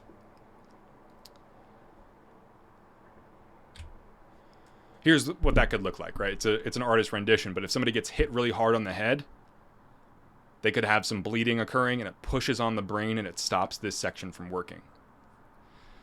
The ways to prevent concussions: wear helmets. Don't throw your head into anything. If you play a sport that involves contact, be careful. And if you get hit in the head and you don't feel good, don't go back in and start playing again. Tell somebody. It doesn't make you a cooler person if you end up with CTE. All right? If you get hit in the head and it feels bad, don't keep playing. That's the ways you can prevent concussions. Otherwise, I mean, there's no foolproof way to prevent any sort of injury. That's just kind of how it happens, right? Wear a helmet if you're on a bike or anything like that. Just be careful. Yeah, you can get a concussion really by anything. If you're struck if you're thrown really hard sideways, but you don't hit your head, your brain is still bouncing around in your skull. You could have a concussion. If you get hit really hard here, could do the same thing. So again, like concussions are hard to diagnose. They're always a risk. You want to protect your brain. If anyone has head pain or like confusion after getting struck by something, they should definitely get seen. So these injuries here are what we wouldn't consider to be life-threatening injuries. The stuff we've talked about so far, that severe bleeding, like the burns and stuff, those can be really, really life-threatening. These are what we call musculoskeletal injuries. And while they can be pretty severe, we're talking about bad broken bones and stuff. Honestly, I'll let you know, like if I find a broken bone on somebody and they have other major injuries, I'm not going to worry about that broken arm until I've taken care of everything else. Broken bones, like a broken arm, a broken leg, typically don't kill people. What does is the life-threatening injuries. Now, what we're going to practice at the Institute is we're going to learn how to splint somebody who has an injury. Like there's plenty of times where somebody falls and all they have is a broken arm. That's their only injury. We're not worried about their life, but we're still going to do an assessment, but then we also want to make sure we take care of that injury. So, a fracture, this is when a bone is broken. It could be very obvious, like a complete deformity, or it can be very mild. There are things like hair fractures, right? And avulsion fractures, where it's a part of the bone that comes off and the whole thing isn't broken itself. So when we talk about fractures, we're talking about any sort of bone breaking, but we also typically think of it as like a snap, right? Whereas a dislocation, this is a joint area. So like in the shoulders, the hips, the knees, those kind of deals, the fingers too. If the joint slides out of where it's supposed to be, this can cause a lot of pain. This can cause somebody not being able to move that extremity. It can also tear ligaments and stuff and lead to injury. It can also cut off circulation to that extremity, which means they need to get it restored, right? So this is anytime a joint slips out of where it's supposed to be. Now, a sprain, this is when somebody has damaged a ligament. So something that holds our bones together, like at the joints, and also holds like our muscles down to our bones. If any of those things get damaged, that's what we call a sprain. Definitely not life-threatening. These next two, sprains and strains, these are pretty common things, especially in athletes or people who slip and fall, get injured, maybe roll their ankle or something like that, right? We might splint it depending on their level of pain, depending on what they would help make them feel better. But really our goal with these fractures and stuff and these dislocations is to know how we're going to appropriately splint that person. So, signs and symptoms of a fracture, right? It could be as obvious as looking and seeing a bone coming out of somebody's leg, or looking at an arm and saying, wow, that's broken as heck, right? Sometimes it might not be that simple. You might just see things like this. Like somebody guarding an arm is like somebody holding it, and even before you touch it, if you like reach out as if you're about to touch it and they go, no, like pull away from you, that tells you there's a lot of pain. Swelling in general, like around a specific area, and then bruising. Those are big things to tell you that there's a fracture. Now, crepitus, this is an interesting word. It essentially is the sound that bones make when they rub together. So if we're assessing somebody's arm and we can't tell that it's broken, but we hear like a creaking, squeaking sound as we assess it, that means it's broken. That's the sound of bones rubbing together. So if you took like a handful of spaghetti and you broke it in half and then you rubbed the two ends together, it's kind of what it would sound like. It's like a crunching, grinding kind of sound. Really not pleasant. So if you hear that as you're palpating, definitely means they have a fracture. And then of course, if you see visible bones, you can tell it's broken. The other thing I want to let you know about these open fractures is most of the time, the bone doesn't stay sticking out. A lot of open fractures are caused when the bone breaks, it goes through the skin, and then it like comes back down. From the force of being broken, it might penetrate through, but it doesn't actually go. My other cat just walked across my soundboard, if that's what you're wondering. That scared the crap out of me.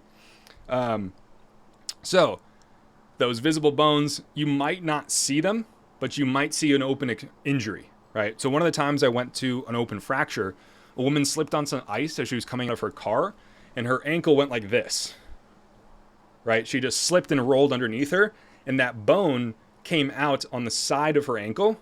So when we got there, all I saw was a big hole. And she was like, it really hurts. And I said, did you get stabbed by something? Like, what happened? And then she was like, no, I stepped out of my truck, I slipped, and I heard a snap. So I realized that her foot went sideways and the bone came down through, and then when she laid down, it went back to its normal position. So there was just a hole there. There was a wound, but it was from the bone. All right, so it might not be sticking out. You might have to assess and realize, oh, okay, they had a broken bone, right? In these cases, we're not only going to be splinting, we're also going to need to control the bleeding, right? So we're going to apply pressure to where it's bleeding, and we might pack that, not like combat pack it, but we want to make sure that it doesn't keep bleeding while we splint it.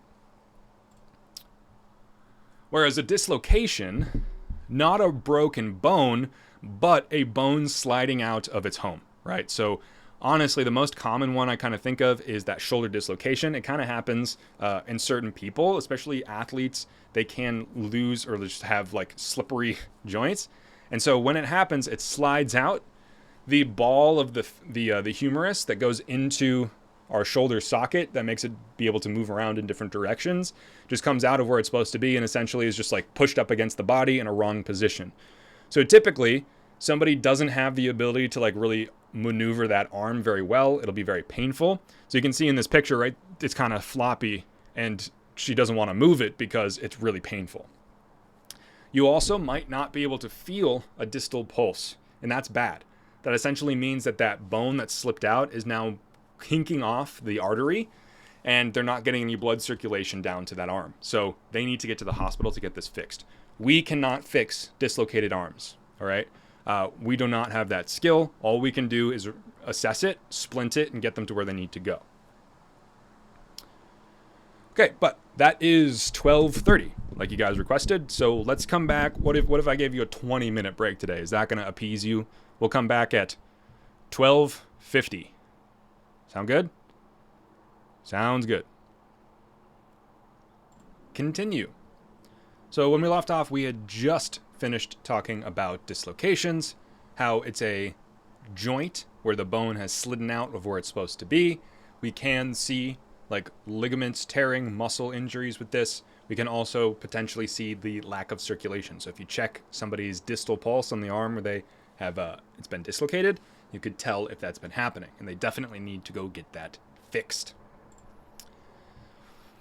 Now, on the other end of things, When we talk about traumatic injuries, and especially like musculoskeletal injuries, one of the life-threatening conditions that can happen due to bones being broken or anything like that in the chest is something called a pneumothorax.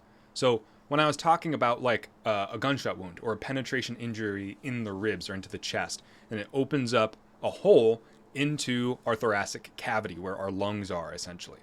If there's an open hole into the world, when we breathe in, we expand our lungs and we change the pressure. But then when we breathe out, our diaphragm moves up and the space inside of our chest gets smaller. And that can actually pull air in from the outside world through one of those holes.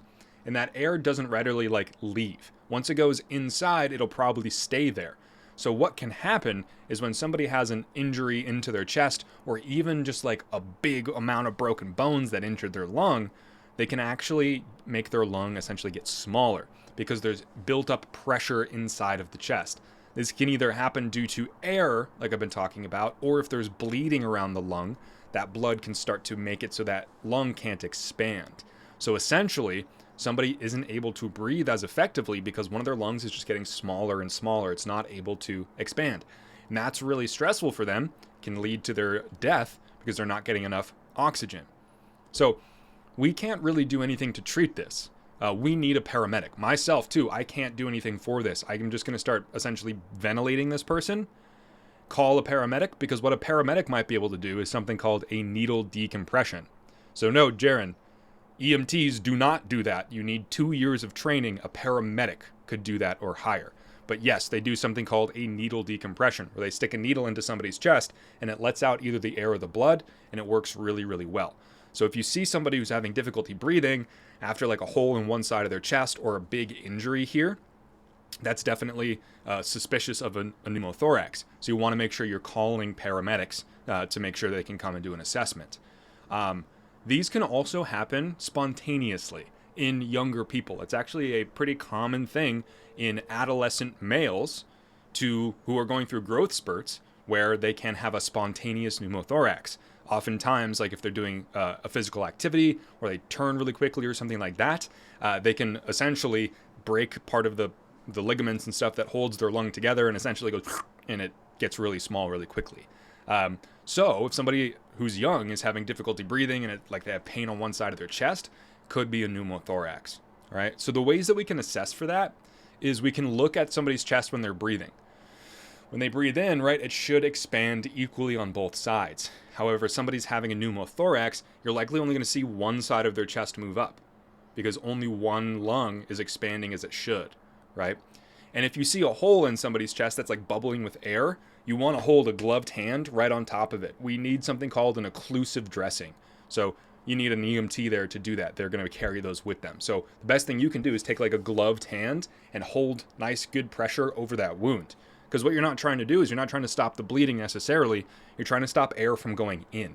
So if you can cover that hole with your hand, with a glove, it's going to stop air from going in while they breathe. It'll stop that pneumothorax from getting worse. It's not going to fix it, but it's going to make breathing a little bit easier for them. All right, so assess that chest to see equal chest rise and fall. That would be part of that quality assessment, right? And if you see abnormal, one side moving, or maybe even paradoxical, so like one side goes up and one side goes down, that's definitely an injury that they need to go to the hospital for. They could be having a pneumothorax. Now, onto some like miscellaneous trauma, right? Eye injuries, something that's kind of yuck, right? Not a good situation. We've got a couple different situations where we're going to and how we're going to manage eye injuries. If we're talking about somebody who has sustained trauma to the head, we really want to do a pupillary assessment, meaning we want to shine a light into their eyes and then look to see the differences in how their pupils respond. Normally, when we go into a dark room, our pupils get bigger to allow more light in, and then when we look at something bright, they're going to get smaller to block more of that light. So a lot of times what we do is we're going to open someone's eyes or ask them to look at us, and we're going to shine a light into both of their eyes, looking to see how their pupils respond. If someone's been hit in the head, they could have abnormal pupil response. Like one could be dilated, one could be really big, one could be really small. Or They could be blown, right? I was talking about where the shape of the pupil looks more like a teardrop, where it's not a circle, it's now a different shape. If there's something like dirt or something that's really bugging somebody that's in their eye, the best thing we can do is essentially just irrigate it with saline. So a salt water solution that we use to put into people's veins. We have a big liter bag of that with a little tube. So you can lay someone down on the side, have them keep their eye open as you essentially let water drain across their eye. That's if there's like something in it. So like not stabbing it like that picture down there, but if there's like dirt or a particle of something that's really bugging them and it's hard for them, it's hurting them, you can have them lay on their side and essentially drain water across their eye, trying to get that thing out. If it's dust, if it's dirt, if it's a chemical, right, we want to wash it out. Now, if there's something impaled in somebody's eye, like this picture down here, not a good situation, right? I wouldn't want to be there. We're going to do something actually kind of interesting. Anytime that somebody has an object that is impaled into them and hasn't been taken out of their body yet, we're going to leave it there. If somebody has a knife sticking out of their arm, you are going to leave it there. Do not remove it. Because actually, something that is penetrating into somebody's body is providing a little bit of pressure against those injuries. So anytime somebody has an impaled object into them, we're not going to remove it. Unless it's in their airway, unless it's like blocking them from breathing. That's the only time we'll remove something. But even if it's in an eye, we're going to leave it there. And actually, we're going to want to make sure that that object doesn't move. So we're going to immobilize impaled objects to somebody. With eyes, however, they are symmetrical, right? They're a pair. So when I look one way, both eyes do the same thing. I can't just control one eye. So to effectively immobilize this, we need to cover this eye, immobilize that object where it is, but then we're also going to cover their other eye. Because if they can still see, this is my injured eye, I've got a nail sticking out of it, and I'm still looking around with this eye, it's going to try to be moving my injured eye too, and that could make it worse, right? So we immobilize the impaled object, and then we're essentially going to cover their other eye so they're not tempted to look around. What that means is, though, they're not going to be able to see, right, after sustaining a pretty severe injury. So what we need to do is essentially be very communicative with them. We need to talk them through everything we're doing, trying to keep them nice and calm, letting them know why we're covering their other eye, that kind of stuff, all right? In general, when it comes to penetration injuries with wounds that are still, an object is still impaled into somebody, you need to immobilize it. Now, this can mean like really just taping a knife down to somebody's arm, keeping it nice and stable. But there are situations where people are like completely impaled through something like a piece of rebar or something like that. And we might need a bigger response to be able to move them. We can't remove those objects on scene. They need surgery. So that might mean that we are, immobilizing a big object to them and transporting them in a very specific way. All right. Do not remove a penetrated object unless it's in their airway, unless it's stopping them from breathing. Now, let's talk about how we assess before we start splinting. This assessment, what we call PCSMTs or CMSs, this is how we determine the severity of a broken extremity, like a broken bone. So before we go to splint anybody's broken arm or broken leg, we want to check these things. We want to check on their injured extremity if they have a pulse or not. So we're going to feel for their pulse. If we don't feel a pulse and they have a broken arm, that means that the blood flow has been cut off by that injury. That makes it more severe. If we check cap refill, right, we do that fingernail bed squeeze and we check to see how quickly the blood comes back. That's also just another assessment of that pulse. Next, we want to assess to see if they can actually feel us touching them, right? So I'm going to squeeze a finger or two. Be like, hey, can you feel me touching your fingers? After that, we'll ask them to move their fingers or their toes, right? Can you move your extremity? Does it hurt if you do that? And we also want to check the temperature of their skin on that injured extremity. So if they have a pulse and the cap refill is normal, they can feel you touching them, they can move it, and it's a warm extremity even if there's an obvious fracture, that means that their neurological function in that extremity and their circulation has not been affected, right? Blood's still getting down past the injury. But if we don't feel a pulse, if cap refill is slow, if it's hard for them to move their fingers or it's starting to be numb or cold to the touch, right? that means the circulation and neurological function has been interrupted, meaning that they need to get to the hospital, get that fixed, or else they could lose function in that arm, right? So we assess these things before and after we splint somebody. We check it first to see what we're dealing with, and then we check it after we splint to make sure that we have done this correctly. Okay, so this is a big deal. Before we splint an injured extremity, we have to check these things, and then also after we splint that injured extremity. If there's an open wound, right? Somebody has a broken bone that went through the skin and we need to splint it. Control the bleeding, cover it with a bandage or a gauze, and then apply the appropriate splint. Okay, but make sure that you document that there was an open injury as well. On the ambulance, we also carry ice packs. So if it's swollen, if it's really painful, you can, after splinting, apply ice packs. And we're always going to want to transport this patient with a broken bone in a position of their comfort, right? So it might be a little bit interesting to figure it out. Some people with broken arms, like the best position for them is tucked against their body in a sling, right? And that's fine. They can just sit on the stretcher normally. Sometimes when somebody has a broken bone, it might be more comfortable for them to like sit with it straight out, right? So we might need to pad, have pillows, something to hold it straight up while we transport.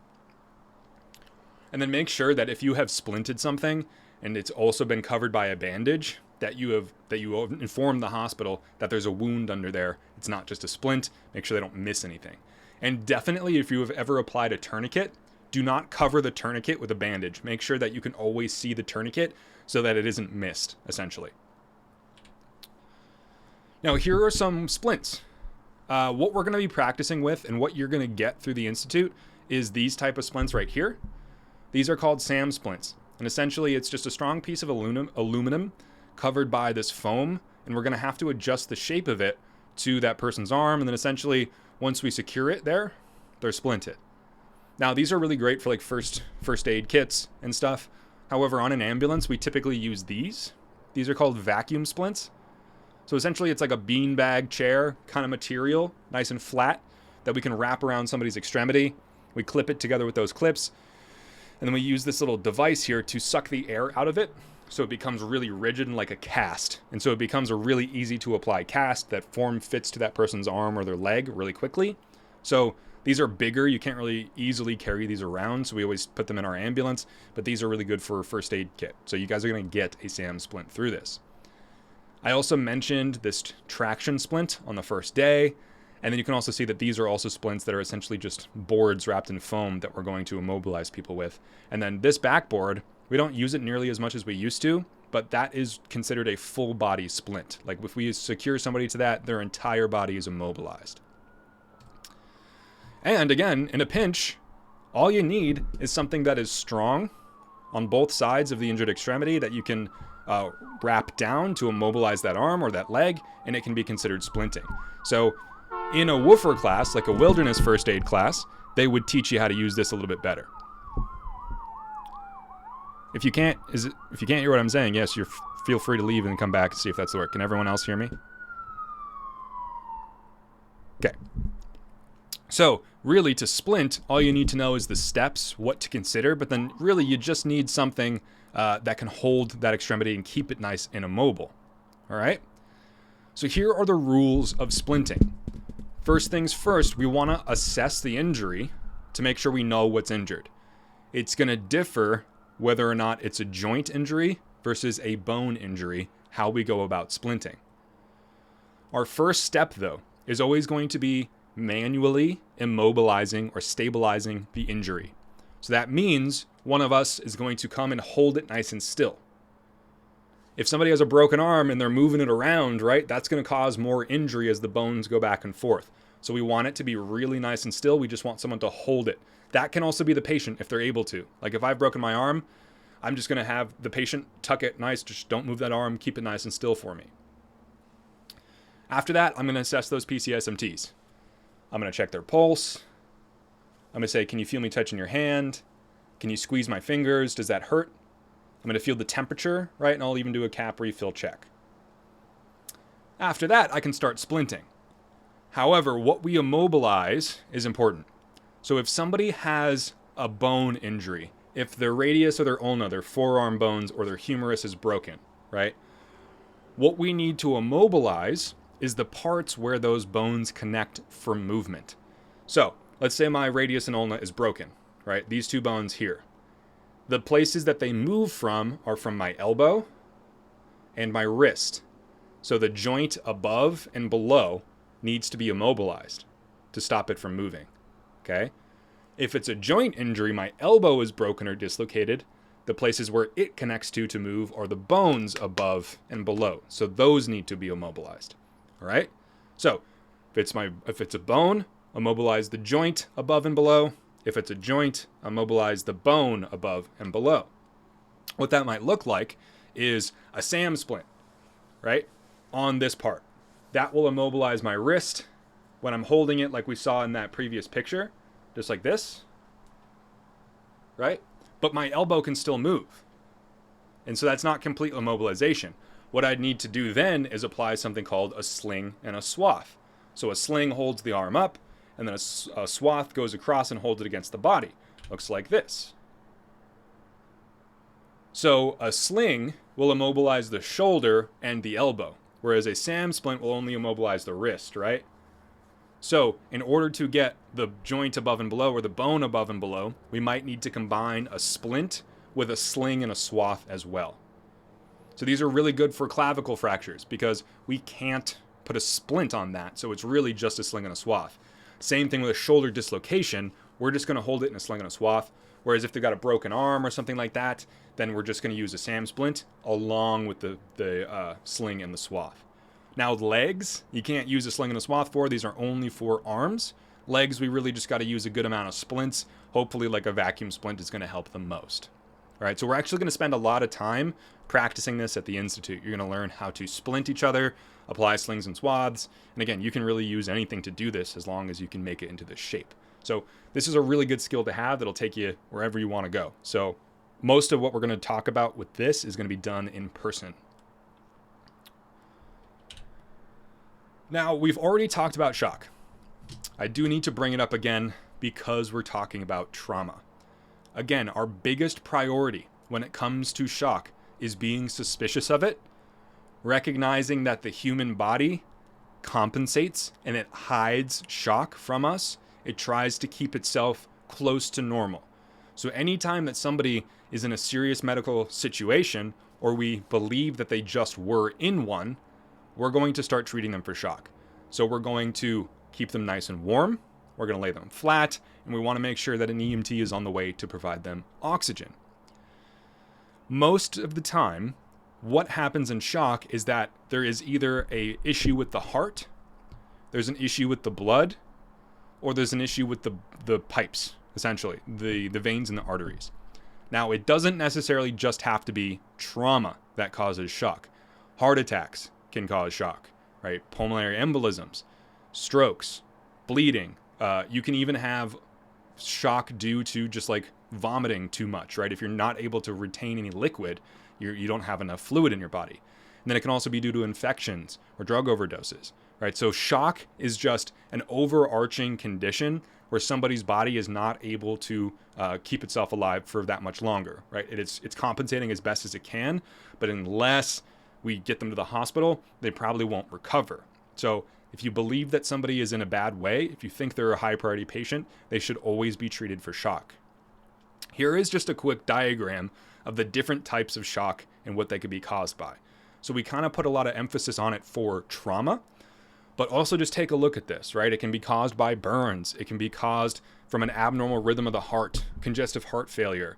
It can be from a pulmonary embolism, tension pneumothorax. It can be from anaphylaxis too, right? So any patient who's having an issue with their circulation, the heart, the blood, or the veins themselves, they're needing shock treatment, right? If you suspect that somebody was injured, if you're looking at somebody and you're looking at the scene and you're like, man, there's no way you're not injured, be suspicious for shock, start helping them compensate and get them to the hospital. All right? Here are some signs that somebody might be exhibiting. Oftentimes, if somebody's in a bad way, they're going to be anxious, right? They're going to be having that sympathetic nervous system response. They're going to have adrenaline going through them. They're going to be nervous. They might be altered, right? Another thing on this list this feeling of impending doom.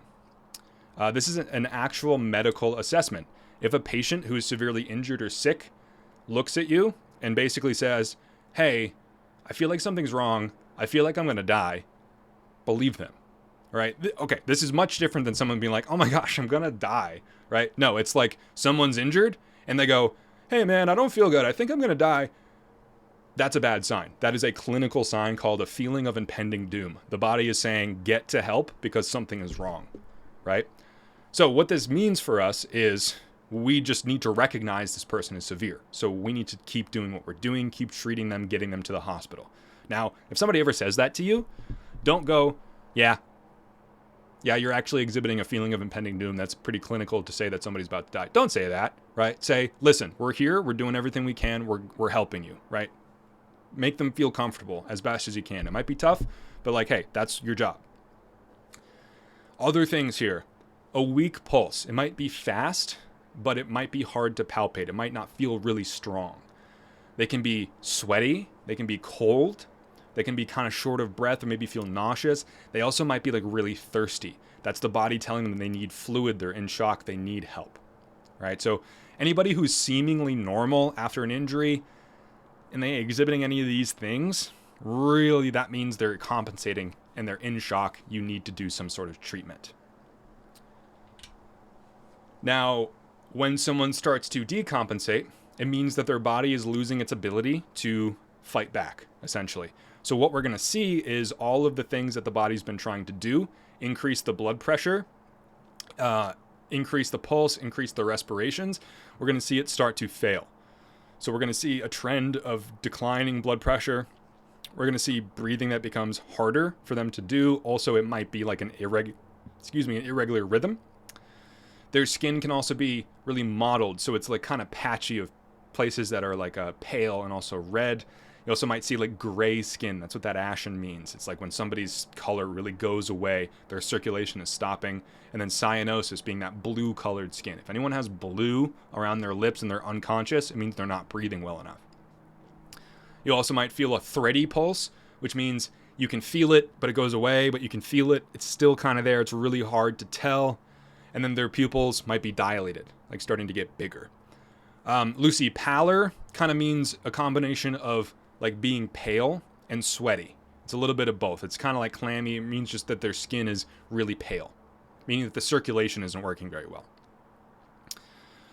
Now, again, if we come across somebody who is in decompensated shock, we're still going to treat them for shock. However, when they start decompensating, it's hard to stop them from decompensating. So again, our priority is not to let them get here. We want to recognize the signs of shock before they start decompensating.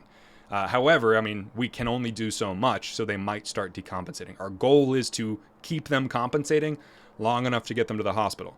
Because if they continue to decompensate, they go into something called irreversible shock, which means it's too late, their body is too far gone, they might still have signs of life, but it's very unlikely that they're going to come back. Even if we give them a whole bunch of blood infusions and stuff, unfortunately, it's too late. Their body is just run out of its ability. All right, so we definitely do not want to get to this part. Picture somebody circling a drain if they are compensating, right? You watch water or like a marble rolling around one of those things. It's going to stay on the outside. It's going to slowly get down towards the drain, right? And so our goal is to keep them swirling. We do not want them to go down the drain. Addison, there's a big difference between irreversible shock and being brain dead. Brain dead is when the body is normal. The heart is beating, everything is functioning as normal, except the brain is not functioning, right? So essentially only the brainstem is left. That's typically what we'd consider somebody who's like in a coma. If they've been in a coma for a long time, their brain stops working. Yes, essentially, when somebody goes into irreversible shock, that means they're dying. So I have seen people die. Yes, I've seen people go into irreversible shock. Essentially, after an injury, right, we got there 10 minutes after the injury, they've bled a lot, something else happened, they hit their head, right, they're in shock, we're treating them for shock, but they die before we get to the hospital. So, yes, I have seen it. So again, our priority is going to be that treatment. If they are bleeding, that is probably the reason that they are in shock. So always stop bleeding first, right? If we let somebody bleed we are letting them die. So one of our first priorities is finding that bleeding, stopping it, so that their body has a better chance to fight back. We're always going to keep them laying flat on their back to help the blood circulate evenly. Keep them covered with blankets, keep them warm. If you're outside, put a blanket underneath them too, because the earth will take a lot of their body heat if you lay on it. So put something underneath them as well. Make sure that an ambulance is coming with high flow oxygen, and then get them to the hospital. Now, PFA, this stands for psychological first aid. A big part of our job is being a calm person who is talking to somebody who is very stressed out. One of the best type of EMT, the best type of first responder is somebody who is the coolest cat in the cafeteria on stressful calls. It's really hard to do, but taking deep breaths in through your nose, out through your mouth will always get you through. What these people need is they need a person there to help them, right?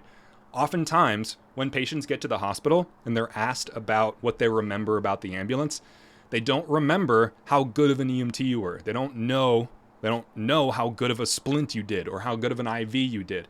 What they remember is how good of a person you were, how good you were to them. So, psychological first aid, remaining calm, clearly describing what's going on to your patient, talking them through it, that's very important stuff, right?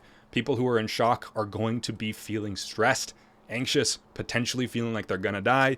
So your job is to help keep them calm. So no, Liam, if we're treating them for shock, supine on their back. We can control the bleeding on their back with pressure and stuff, but we do never want to transport somebody prone, because if they suffocate against the pillow or anything like that, that's bad. PFA stands for psychological first aid. That means you are not providing any physical care to them, you are talking to them to help calm them down.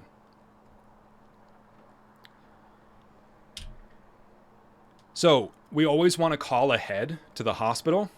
Typically, this will be your crew chief's job, right? If you're with an advanced EMT or higher, they are going to be the one giving a report to the hospital. But after somebody's been injured, these are some of the big things that they would want to know. These essentially just tell them they have a very severe injury coming. So don't worry about this number. Don't worry about it. It stands for Glasgow Coma Scale. We don't use it anymore. They care about low blood pressure. So if that systolic number, that top one, is below 90 after trauma, that's a bad thing. They also care about breathing. If it's too slow or too fast after trauma, that's likely that there's a chest injury or a respiratory injury. If there's been any sort of amputation during a trauma, right? They want to know about that. And then if there's any sort of penetrating injury into the chest, abdomen, or neck, that just makes it much more of a severe incident, right? So these are the big worry signs, and that's what the hospital wants to know before we get there.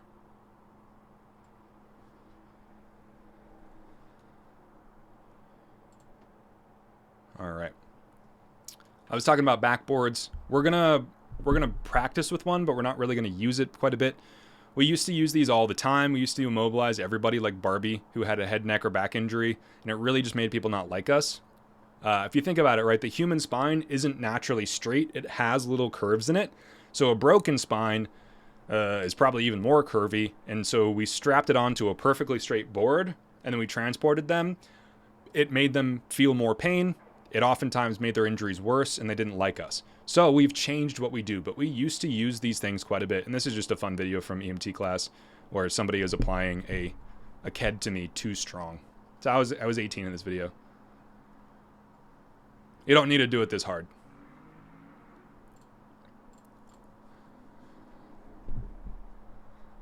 No. I'm even just going to look that up really quickly to see if I even know what that means. But since I do not, I'm assuming no. Absolutely not. We're never going to cut any part of somebody's body. Cool? Sounds good. So we used to do this all the time, right? Like if somebody fell and they had kind of a head neck hurt, like, oh, my neck kind of hurts, we would have to completely immobilize them, right? But now what we do is we do this.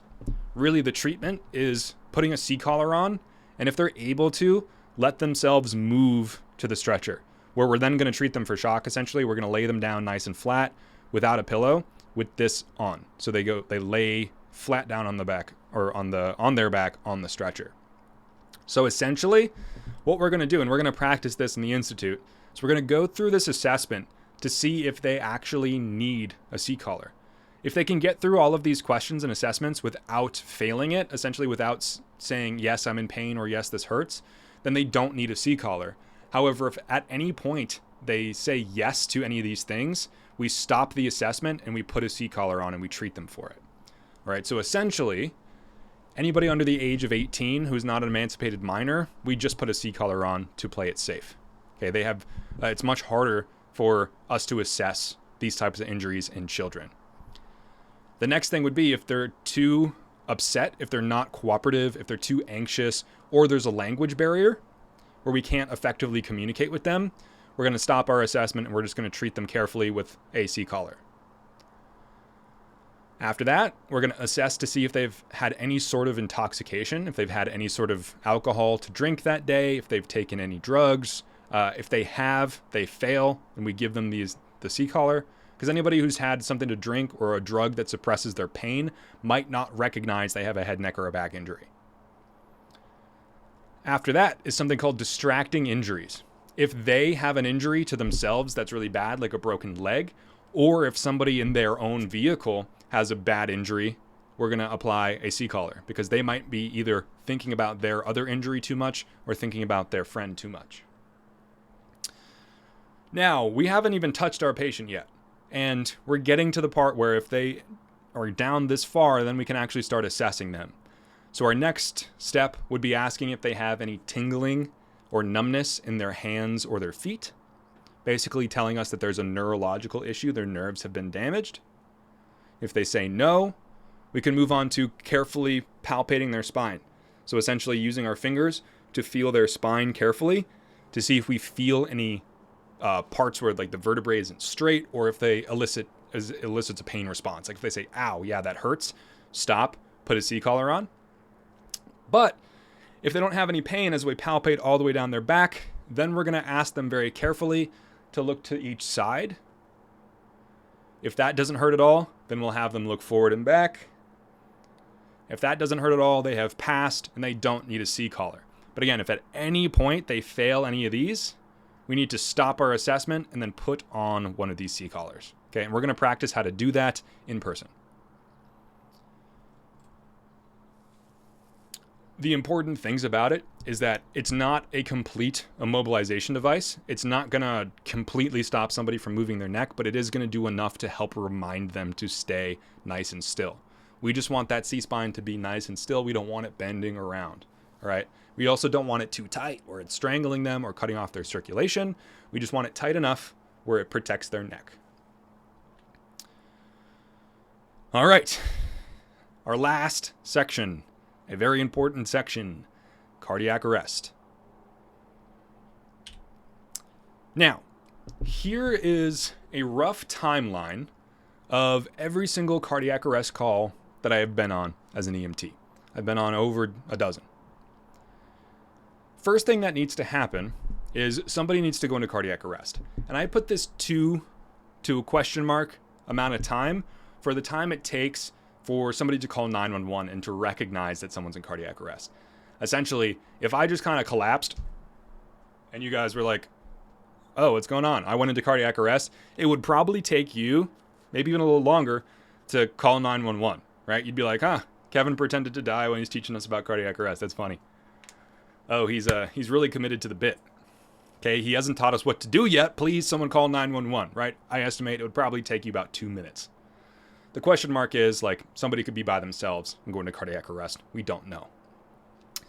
Next thing that happens, right? They call 911 and an ambulance is dispatched. Back to what I was saying earlier, depending on where you live, depending on where the ambulance is coming from, it could be a 5-minute wait for an ambulance to get there. Like when I was at St. Mike's, we're right down the road from Winooski. There are some places we get a call, it would take 2 minutes to get there. But we also responded to Heinsberg. So it took us 25 minutes on the interstate, lights and sirens, to get there. So it really depends, right? Now, after we arrive, we're going to do our assessment, and we start CPR. Now, Vermont, the rules for CPR are we're going to do it for 25 minutes minimum. And then we're going to decide if we're going to transport them to the hospital or if we're going to leave them there on scene and declare them dead. In this case, we're bringing them to the hospital. That's another 5 to 30 minute trip where we then hand them off to the doctors. All right. Now, here's my question. How long can the brain survive without circulation before its tissues start to die? How many minutes?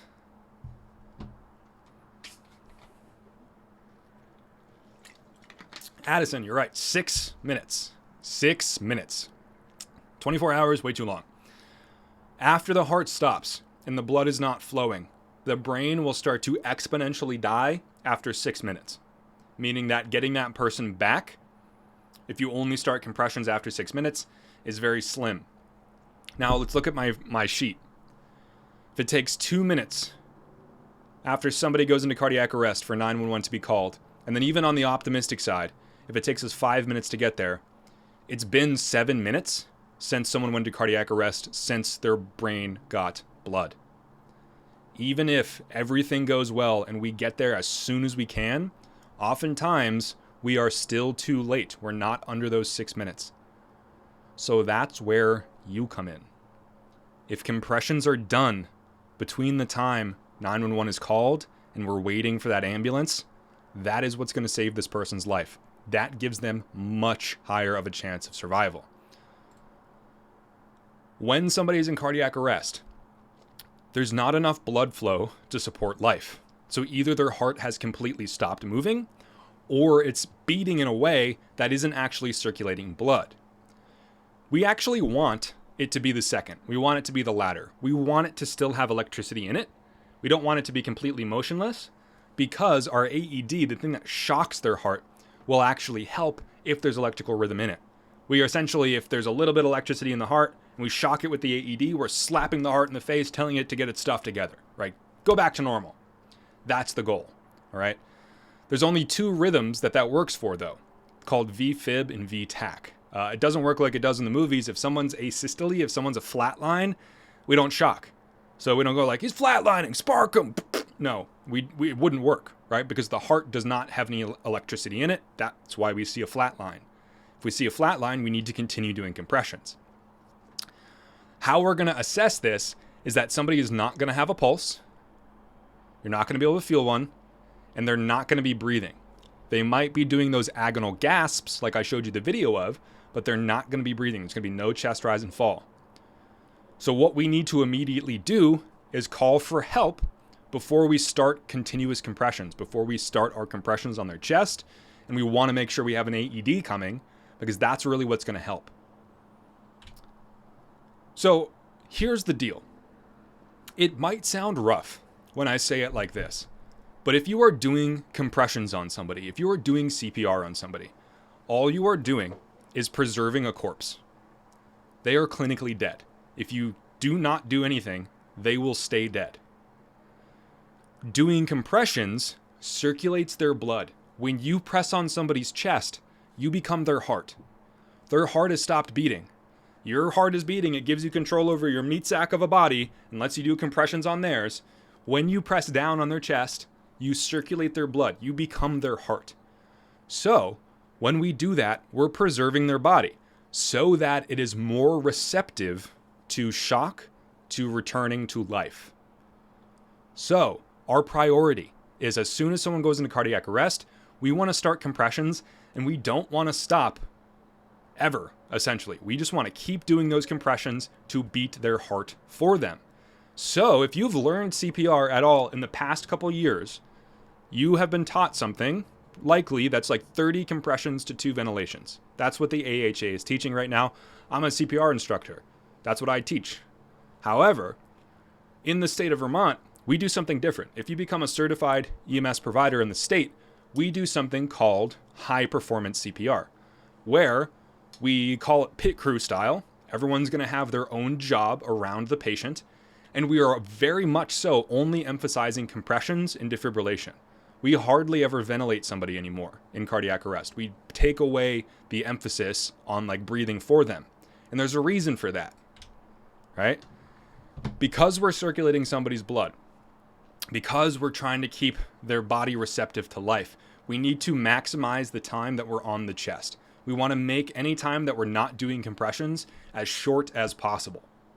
So, no matter the level of responder, even if it's 2 paramedics who show up first, or 2 VEFRs, they're going to do the same 2 things. The first priority is somebody doing compressions, circulating the blood. And then the next priority is somebody using an AED. Until these 2 jobs are 100% locked down, we don't worry about anything else. These are the 2 things that's going to bring that person back. Circulating their blood, and then shocking their heart back into a normal rhythm. However, when we get more people, we can start expanding our roles. So let's say those 2 paramedics showed up first. These 2 guys started compressions, and the other one started an AED. And then 2 of you show up, 2 VEFRs. They will have each of you take over these positions. They'll say, somebody start doing compressions, somebody manage the AED, so that one of them can move to the airway, where they might start giving oxygen, and the other one can start giving medications, like doing an IV or something like that to give them some paramedic level drugs. So once we have these 2 first positions covered, we can start to expand out, right? Even more as more people show up. But these 2 are the major things that we worry about. If either of these things isn't happening, this person's going to continue to stay dead. All right? You need to have compressions first and then your AED. Okay? Another thing is, somebody who's doing compressions, you're going to have to do them for 2 minutes straight. And that's actually kind of challenging. You're going to see when we get to the institute and we have you do 2 minutes straight of continuous compressions, it's not easy to do.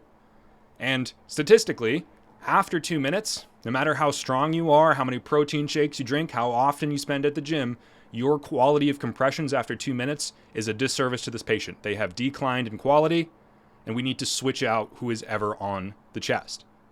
So, every 2 minutes, our AED is going to analyze their heart rhythm. And we're not supposed to touch the patient. So, every 2 minutes, we swap who is doing these compressions. So, when the AED says don't touch the patient, analyzing heart rhythm, this person would swap to the airway. This airway person would swap to the AED. The AED person would swap to compressions. So that every 2 minutes, there is a new person on compressions. And then let's say there's these 5 people here circulating around the patient, and then a fire truck shows up with 7 firefighters who are willing to help. I'm going to put them all in a single file line right behind this person, so that every 2 minutes, the next person in line takes over the compressions, the first person goes to the end of the line, and we constantly have a flow of fresh hands doing good compressions. Okay? This has changed CPR as we know it. We only started doing this in around 2015. Beforehand, we were doing 30 compressions to 2 ventilations. We would stop doing compressions to give 2 breaths. Essentially, here's the data. Somebody who went into a cardiac arrest and got CPR done on them in a good time, if they got 30 compressions to 2 ventilations, they had about a 10% chance of surviving and living a year after that cardiac arrest. If we do high-performance CPR, continuous compressions, somebody who goes into cardiac arrest has closer to a 40% chance of surviving a year after that incident. I don't know if you guys know anything about like medical statistics. You never see a 30+% increase in anything. High-performance CPR is a huge deal. This is the new style of CPR that is going to be everywhere. The AHA and the Red Cross are doing their own studies to support it, but this works. I'm going to tell you a story. One of the first times we used this in a cardiac arrest situation in our state, there was a Richmond police chief who was in his cruiser in a high-speed car chase to the back roads of Vermont.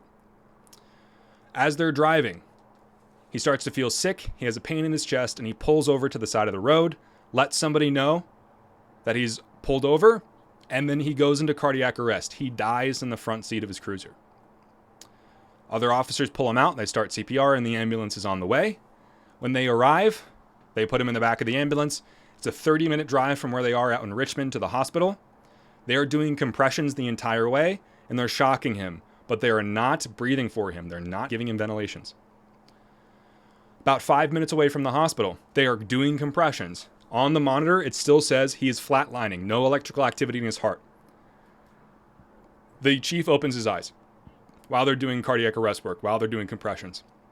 He looks at them and they say, Chief, if you can hear us, blink twice. And he goes, so they take their hands off his chest. He goes back unresponsive. He has no pulse, no breathing, and asystole on the monitor. They did such good compressions that they returned him to consciousness without his own heartbeat. They became his heart.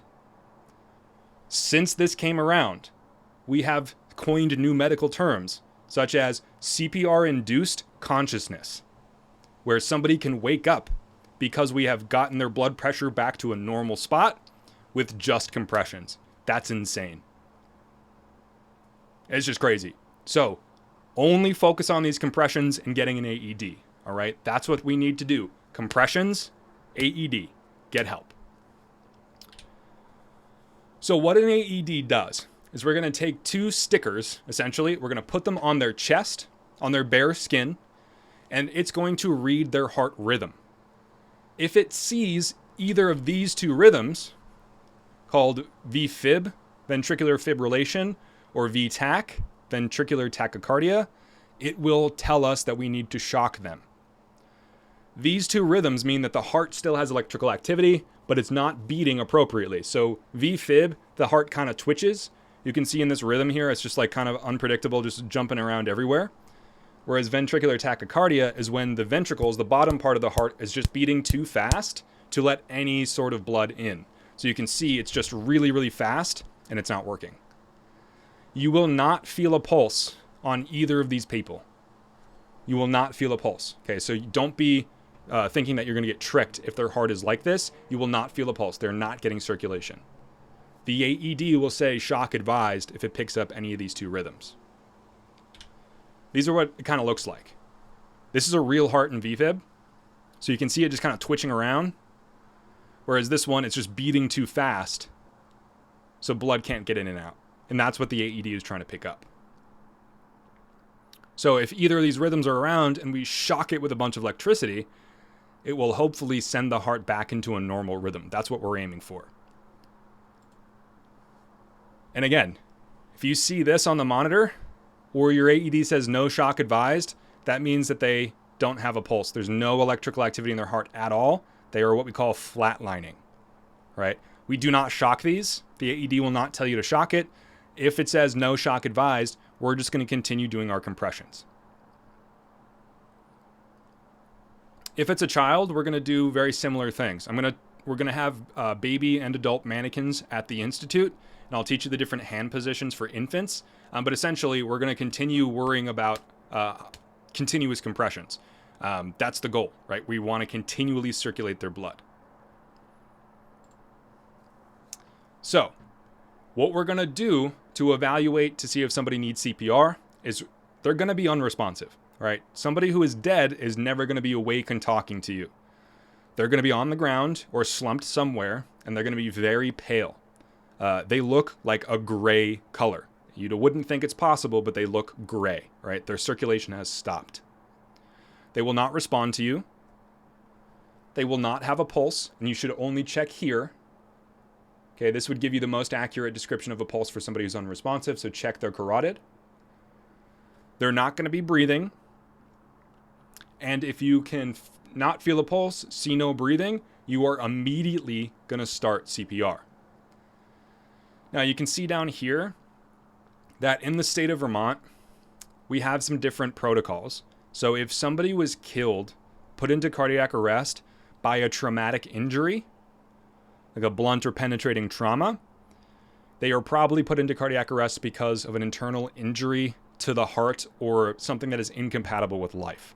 So in our state, if somebody is killed from a blunt or penetrating traumatic injury, we don't start CPR on them because there's basically no way that we're going to get them back. There's other times too where we might see somebody who is in cardiac arrest, but we will not start CPR. Essentially, we need to assess for these things because any one of these things present on a patient means that they either have been dead for too long or there's an injury that's incompatible with life. All right. So first things first, if you approach somebody who's in cardiac arrest and they have begun decomposing, so they are essentially swelling up everywhere. They have a really bad smell. They might be moldy, liquefying, really gross stuff. Do not start CPR. They've been dead for too long. If you see somebody who essentially doesn't have a head, right, or their brain is exposed or outside of their body, CPR is not going to work. We are not going to start CPR on them. If they were killed by being what we'd consider to be incinerated, so if they were killed by fire and their body is very burnt, they're in cardiac arrest, we are not going to start CPR. These next two things, rigor mortis and lividity, this happens when somebody's been dead for a little too long, and probably by maybe 30 minutes to an hour. Rigor mortis is when the muscles in the body become rigid. So like you could take somebody's arm who's on the ground and like lift it up and it would stay straight out, and their fingers are clenched, and you could like pry open their hand and it would stay in whatever shape you kind of twisted it to. That's called rigor mortis. That means somebody has been dead for too long. The next thing is lividity. That is a discoloration of the skin. It kind of looks purple. That is because the blood has pooled. And you will always find this in the lowest point of gravity.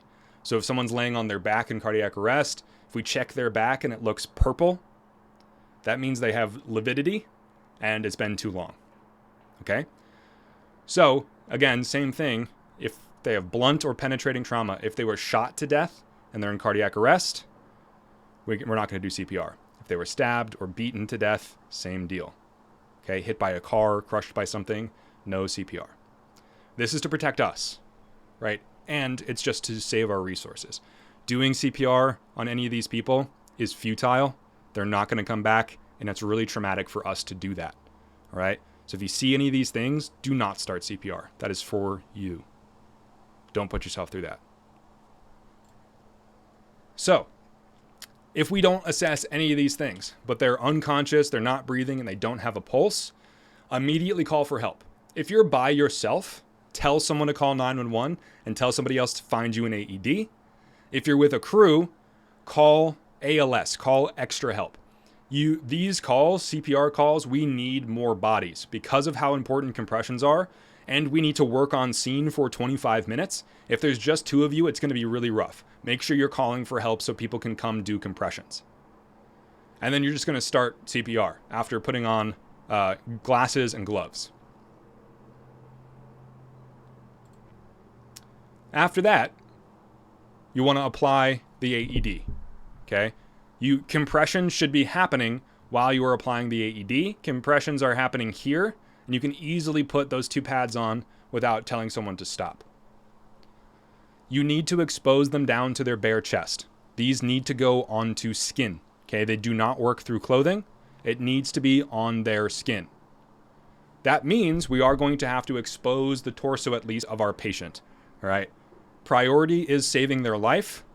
If we have enough people there, then we can try to protect their modesty. But no matter the patient, no matter their gender or whatever, their shirt needs to come off all the way down to their bare skin. We also need to remove undergarments too. They cannot have anything on their chest. No clothing. Now, because of how AEDs work, they produce a lot of electricity and they put it into our patient. So these are devices that we need to be cautious when using. We can accidentally hurt ourselves or our teammates, right? So what are some situations in which we wouldn't want to shock somebody with an AED? What do you think?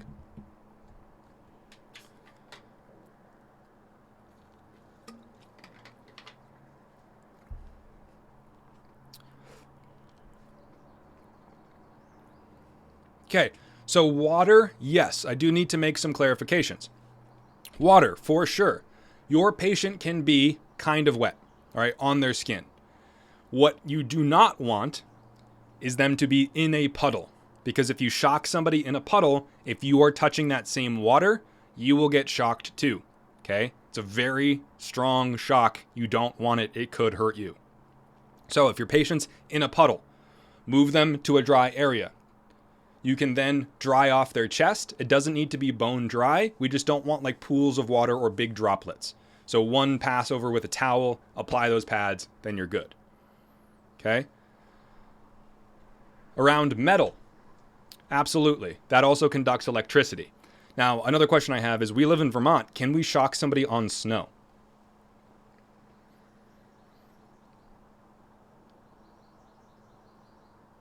What do you think? I got a yes and a no. I got a yes. Yes, we can. Snow doesn't conduct electricity like water does. That crystallized frozen version of water doesn't conduct electricity. So if they're on snow, you can shock them. I have shocked them on snow. Skylar, good point. If they're wearing jewelry, we want to be careful of it. Depending on the size and what it is, we might remove it. If they're wearing a big chain or a bangle or something like that, we want to try to remove it because those can conduct electricity. But the last thing I'm going to tell you to do is to like fiddle with somebody's nipple piercings or earrings, right? While you're trying to do compressions. Leave those in. Just don't be touching any metal that is touching the patient when you shock them. All right? Consider things like wire-lined clothing too. Lots of bras have wire through them. So if you just cut it and leave it open and you're kneeling on the edge of that bra and you shock the patient, that electricity will go through that wire into your leg. All right? So they need to be removed of clothing. We need to be careful of their jewelry, right? Montana, not necessarily, unless I'm expecting there to be a reason for me to do so. Like, I would check them to see if I could find a medical card or maybe some medication. But no, we're not managing down by the pockets. We just don't want anything that could conduct the electricity from their body to ours. Okay, so necklaces, like small necklaces, earrings, piercings, don't remove those unless it's impossible for you to get away from the patient without touching it. So like, only if metal is touching you, right, it would conduct the electricity. You'll look like this, okay, essentially, if you get shocked. But you might go unconscious and it could really hurt you. Other things would be medication patches, right? People might have transdermal medications, so medications that go through their skin. Some of these medications can be flammable, all right? So if we shock somebody with like a nitroglycerin patch on, it could go boom. So we want to carefully remove that with a gloved hand, wipe away the residue with a glove, or with a towel, I mean, and then we can start shocking them. Another thing would be that pacemaker. I saw somebody bring this up in the chat. Marissa, good job. So if they have a pacemaker, an implanted device underneath their skin, oftentimes they're put right where we want the pad to go for the AED. This is one of the only times that you could make somebody in cardiac arrest more dead, is if you directly shock a pacemaker. Okay, it will explode. So if you see an implanted device under the skin of where you want to put that pad, just move the pad down so it's not covering that device, okay? Most of the time, the devices are on the opposite side, the side where we do not need to put the pad, but do a quick assessment, make sure you're not shocking a device. It'll look like this, right? A little oval or square or circle underneath someone's skin, right about here or here, all right? And I apologize, I did have to use a picture of myself for this next thing, but if somebody is really hairy, right, and you can't apply the pads down to their chest, that's bad, okay? I've actually seen it happen where I showed up as the second ambulance for a cardiac arrest. Someone called for help, and I arrived right before they shocked a guy, and he had a really hairy chest, okay? So they put the pads where they're supposed to, but they didn't realize that the hair had stopped the pad from essentially, it was like hovering a millimeter above the chest. It still picked up the rhythm, and it told them to shock, but it wasn't touching the skin. So when they hit shock, I saw flame go whoosh across his chest. Literally, a wave of flame burnt all of his hair off and melted the pads to him. Okay, that was a bad time. Smelled disgusting, and the guy didn't make it. So most AEDs you find in public and on ambulances will come with a little razor. So shave the spot if you need to apply the pad. Or if you have two sets of AED pads, apply the first set, rip them off like a wax strip, and then apply the next ones. All right? I would much rather, wake up in a hospital looking like this with patchy chest hair than not wake up at all, okay? They're not going to feel you ripping off their hair because they're dead. You're trying to stop that. So rip their hair off. Make sure you can apply the pads. Insulin pumps. Not a big issue, right? Usually it's a little tube that connects, or it's a Dexcom. Again, it's not going to catch on fire. If you are touching something that's metal that's touching the patient while you shock them, that will shock you. So before we shock anybody, we make sure that nobody is touching anything. If someone has saline implants, no, it won't affect the AED. Saline is a liquid, right? It's fine. It's inside their body. Just don't be touching their body when you shock somebody. So another thing about Vermont is that we have a protocol called termination of resuscitation. So like I said, we do CPR for about 25 minutes on scene. If we have not shocked them with our AED, if our AED has said no shock advised, and we haven't seen any change, we haven't gotten a pulse back, nothing has changed, after about 25 minutes, Vermont gives us the opportunity, the ability to say, we're going to stop CPR, this person is dead, and then we will leave, essentially. We will turn it over to law enforcement. So that's what that means. Essentially, if we do 20 minutes of CPR, they do not get better, we don't give them a shock at all, we're going to call medical control. I'm going to call a doctor, tell them about the situation, and ask for permission to cancel, essentially. And then they will do that. So the other thing about this, though, is it's kind of a big responsibility. If you are asking for termination of resuscitation on a patient that you've started CPR on, it is now your duty to declare them dead and explain to their family why. Right? So that can be a bit of a challenge. We're going to talk about it, right? Now, to do compressions, we're also going to go over this again in person, but I can't believe that slide got left out of this. Let me find something better here. I missed a slide. Where are my presentations? So in order to do good compressions, we need to do them at a correct tempo, at a correct beat, and at the correct depth. All right, where did it go? Nope.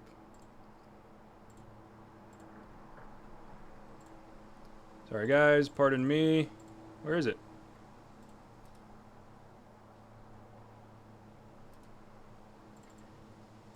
Go to my other one here. All right, sorry about that. Chest compressions. The way that we need to do it is we need to have the correct tempo. So we're gonna have to keep doing those compressions at the correct beat. So essentially, we need to compress their chest for 100 times to 120 times per minute. Okay, so that's a tempo, right? Think of a song like Staying Alive. That's the one that's usually used. Or Another One Bites the Dust. You might know Baby Shark. That is the correct tempo. So if Baby Shark's always stuck in your head, do CPR to that tempo and you'd be in the right tempo. The next thing is we need to compress deep enough into their chest. So we need to go down about 2 inches or about 1/3 the depth of their chest. So when a guy like me, about to right here, right? You need to compress their chest. If you are just pushing against their sternum, against their ribs, you're doing nothing to their heart. You're just manipulating the bones. You need to press down deep enough and hard enough to compress their chest. Okay? So you may have heard this before, but if you are not breaking ribs, you are not doing adequate CPR. It's very hard to accidentally go too deep, Jaron. You can only really go too deep if you are trying to. Now, I want to caveat something here. None of you are strong enough to do a compression on somebody's chest and send their bones flying and shattering and stabbing through their organs. That's not what happens. When we say breaking ribs, we mean they break on the sides. When you push down, they flare out over here, okay? Your body's really good at getting hurt. It compensates. So it knows if we get hit front ways, it's going to break here. so that our organs are still protected, but it allows us to do CPR, okay? So through those first couple compressions, you're going to hear sounds that sound like knuckles cracking. You're going to hear cartilage and bones creaking, right? That's necessary. They're dead. They're not feeling it. I would much rather wake up in the hospital with broken bones than not wake up at all, right? Now, pushing down deep enough is just as important as letting off of their chest, letting their chest recoil to the normal position. When you press down on their heart, you send the blood out to their brain and to their other internal organs. And when you lift off their chest, you let their heart refill with blood so that the next time you press down, there's going to be more blood for you to circulate, right? So all of these three things combined, the speed, the depth, and the recoil, that's what makes good CPR, okay? So when we get in person, we're going to have to spend a lot of time talking about our body positioning and how we can most effectively do our compressions, right? But again, you're going to be doing these for 2 minutes continuously. It's tough to do, and it takes practice. You got to internalize that tempo. You got to get good knowing what 100 to 120 beats per minute sounds like. All right, back to my original one. So, we've been doing compressions. We've been shocking the patient with our AED. What do we do if they have a pulse? If we feel the pulse and it's back? What do we do?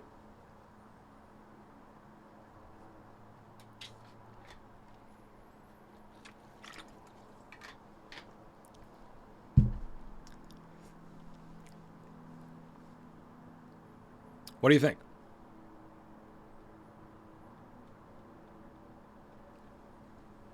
Yeah, we start our assessment all over. Beforehand, we had a patient who was in cardiac arrest. So the only thing we can do for that is cardiac arrest work. If now they have a pulse back, they are just a very severe patient who has just come out of cardiac arrest. So now we're going to be doing our assessment all over. We want to check their vital signs. We want to stop those compressions. I'm going to leave the AED on.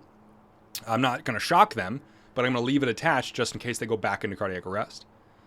We're going to breathe for them if they're not breathing, but they have a pulse, and we're going to get them to the hospital as soon as we can, right? But essentially, if they have a pulse again after we've started doing compressions, that's a good thing. We've saved their life for now. There's high likelihood that they're going to go back into cardiac arrest, but it's a good sign saying that their body is receptive to life, right? So we're going to book it to the hospital while starting our assessment over. We're going to do everything else that we haven't done yet. Like if we can, get a history, try to figure out why they went into cardiac arrest or something along those lines, right? So essentially, they are now just a very sick patient. On the other end, if we end up terminating our resuscitative efforts, again, I told you it adds another layer of responsibility. Keep in mind, a lot of times when we're doing cardiac arrest work, when we're doing CPR, there is somebody who knows that person there, usually a family member or a friend, okay? Done this quite a few times where we've gotten there. It's been an unknown amount of time since that person went down. We started doing our CPR, and after 25 minutes, we had not shocked them and they had not come back. So I call a doctor, I tell them the situation, and they gave me permission to cancel. So essentially, I tell my crew to stop doing compressions. I look at my watch and I declare a time of death. And then I need to talk to the family or the people who are around, right? One thing I want to let you guys know. Grief is not a predictable emotion. People who are experiencing it do not oftentimes think rationally, right? Having this conversation with somebody is a really hard thing to do. Sometimes they're going to be receptive of it.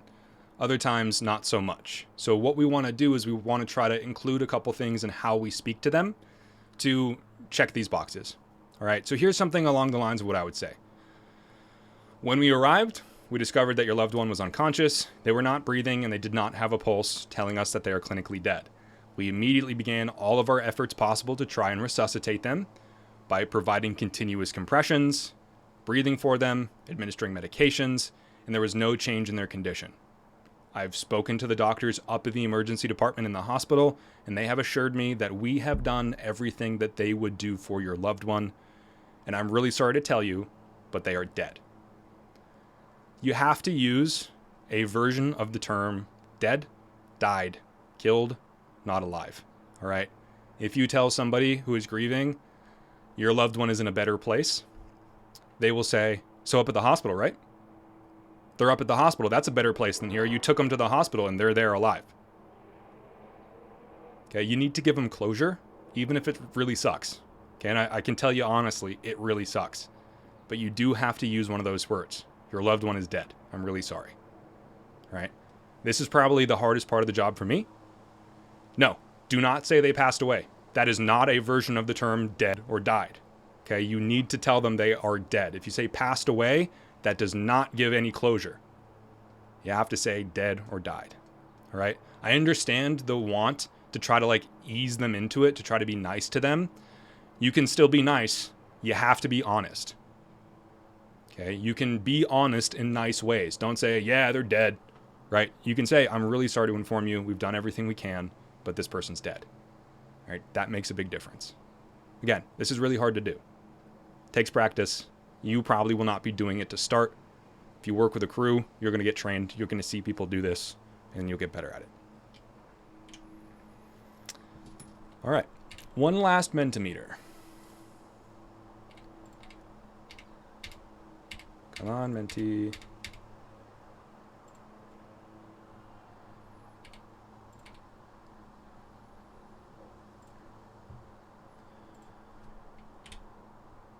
That was it. That's our online sessions. But what I want to hear from you, what stood out to you? What do you remember from these past 4 days with me?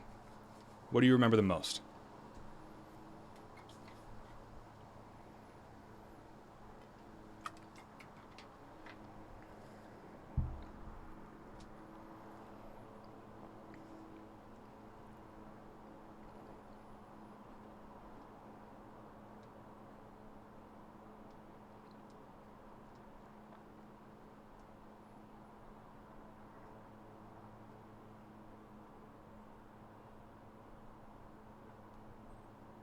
Death and compassion. What a good combination.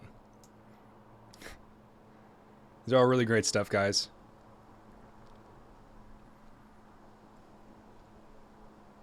Yeah. It's a lot of different things you guys are remembering.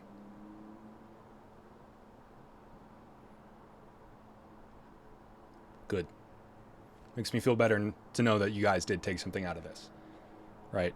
Again, this was just the beginning. We just had 3.5 days together, less than that.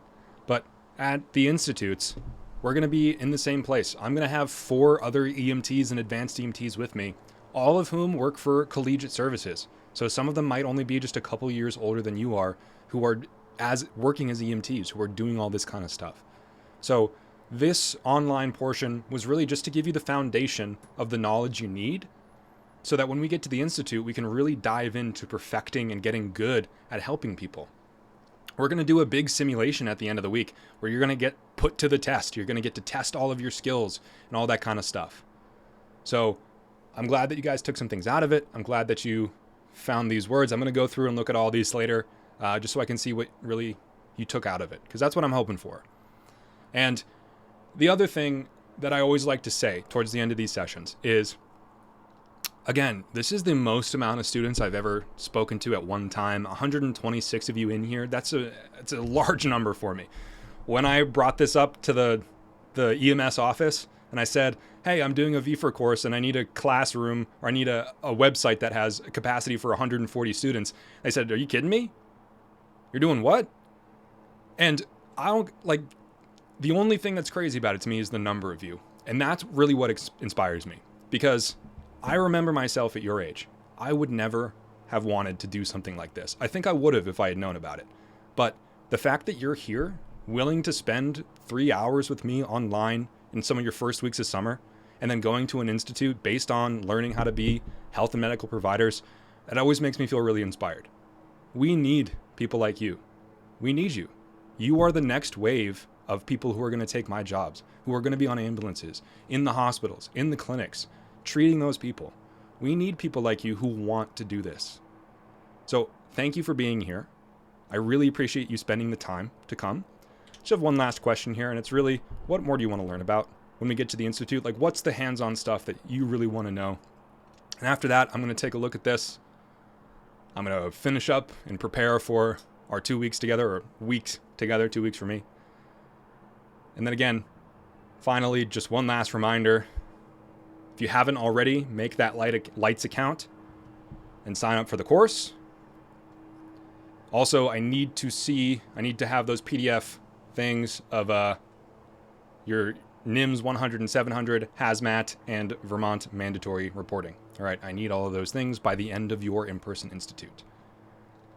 And if you ever have any questions in the future about this type of stuff, or even after the institute, if you become a VEFR and you start running calls, keep me in mind. Like if you have anything you want to talk about, send me an email. You'll have my email. And I feel responsible for you guys. And I know that I would feel really bad if I lied to you about the job, like I said yesterday. So again, I'm going to take a look at all these things. If you have direct questions, please feel free to email me. It was a really great 4 days. I enjoyed coming to see most of your faces here. Have a good rest of your day, and I can't wait to see you at the Institute. Thank you. You're welcome. Thank you. You're welcome, Thank you. everybody. Thank you. You're welcome. Take care.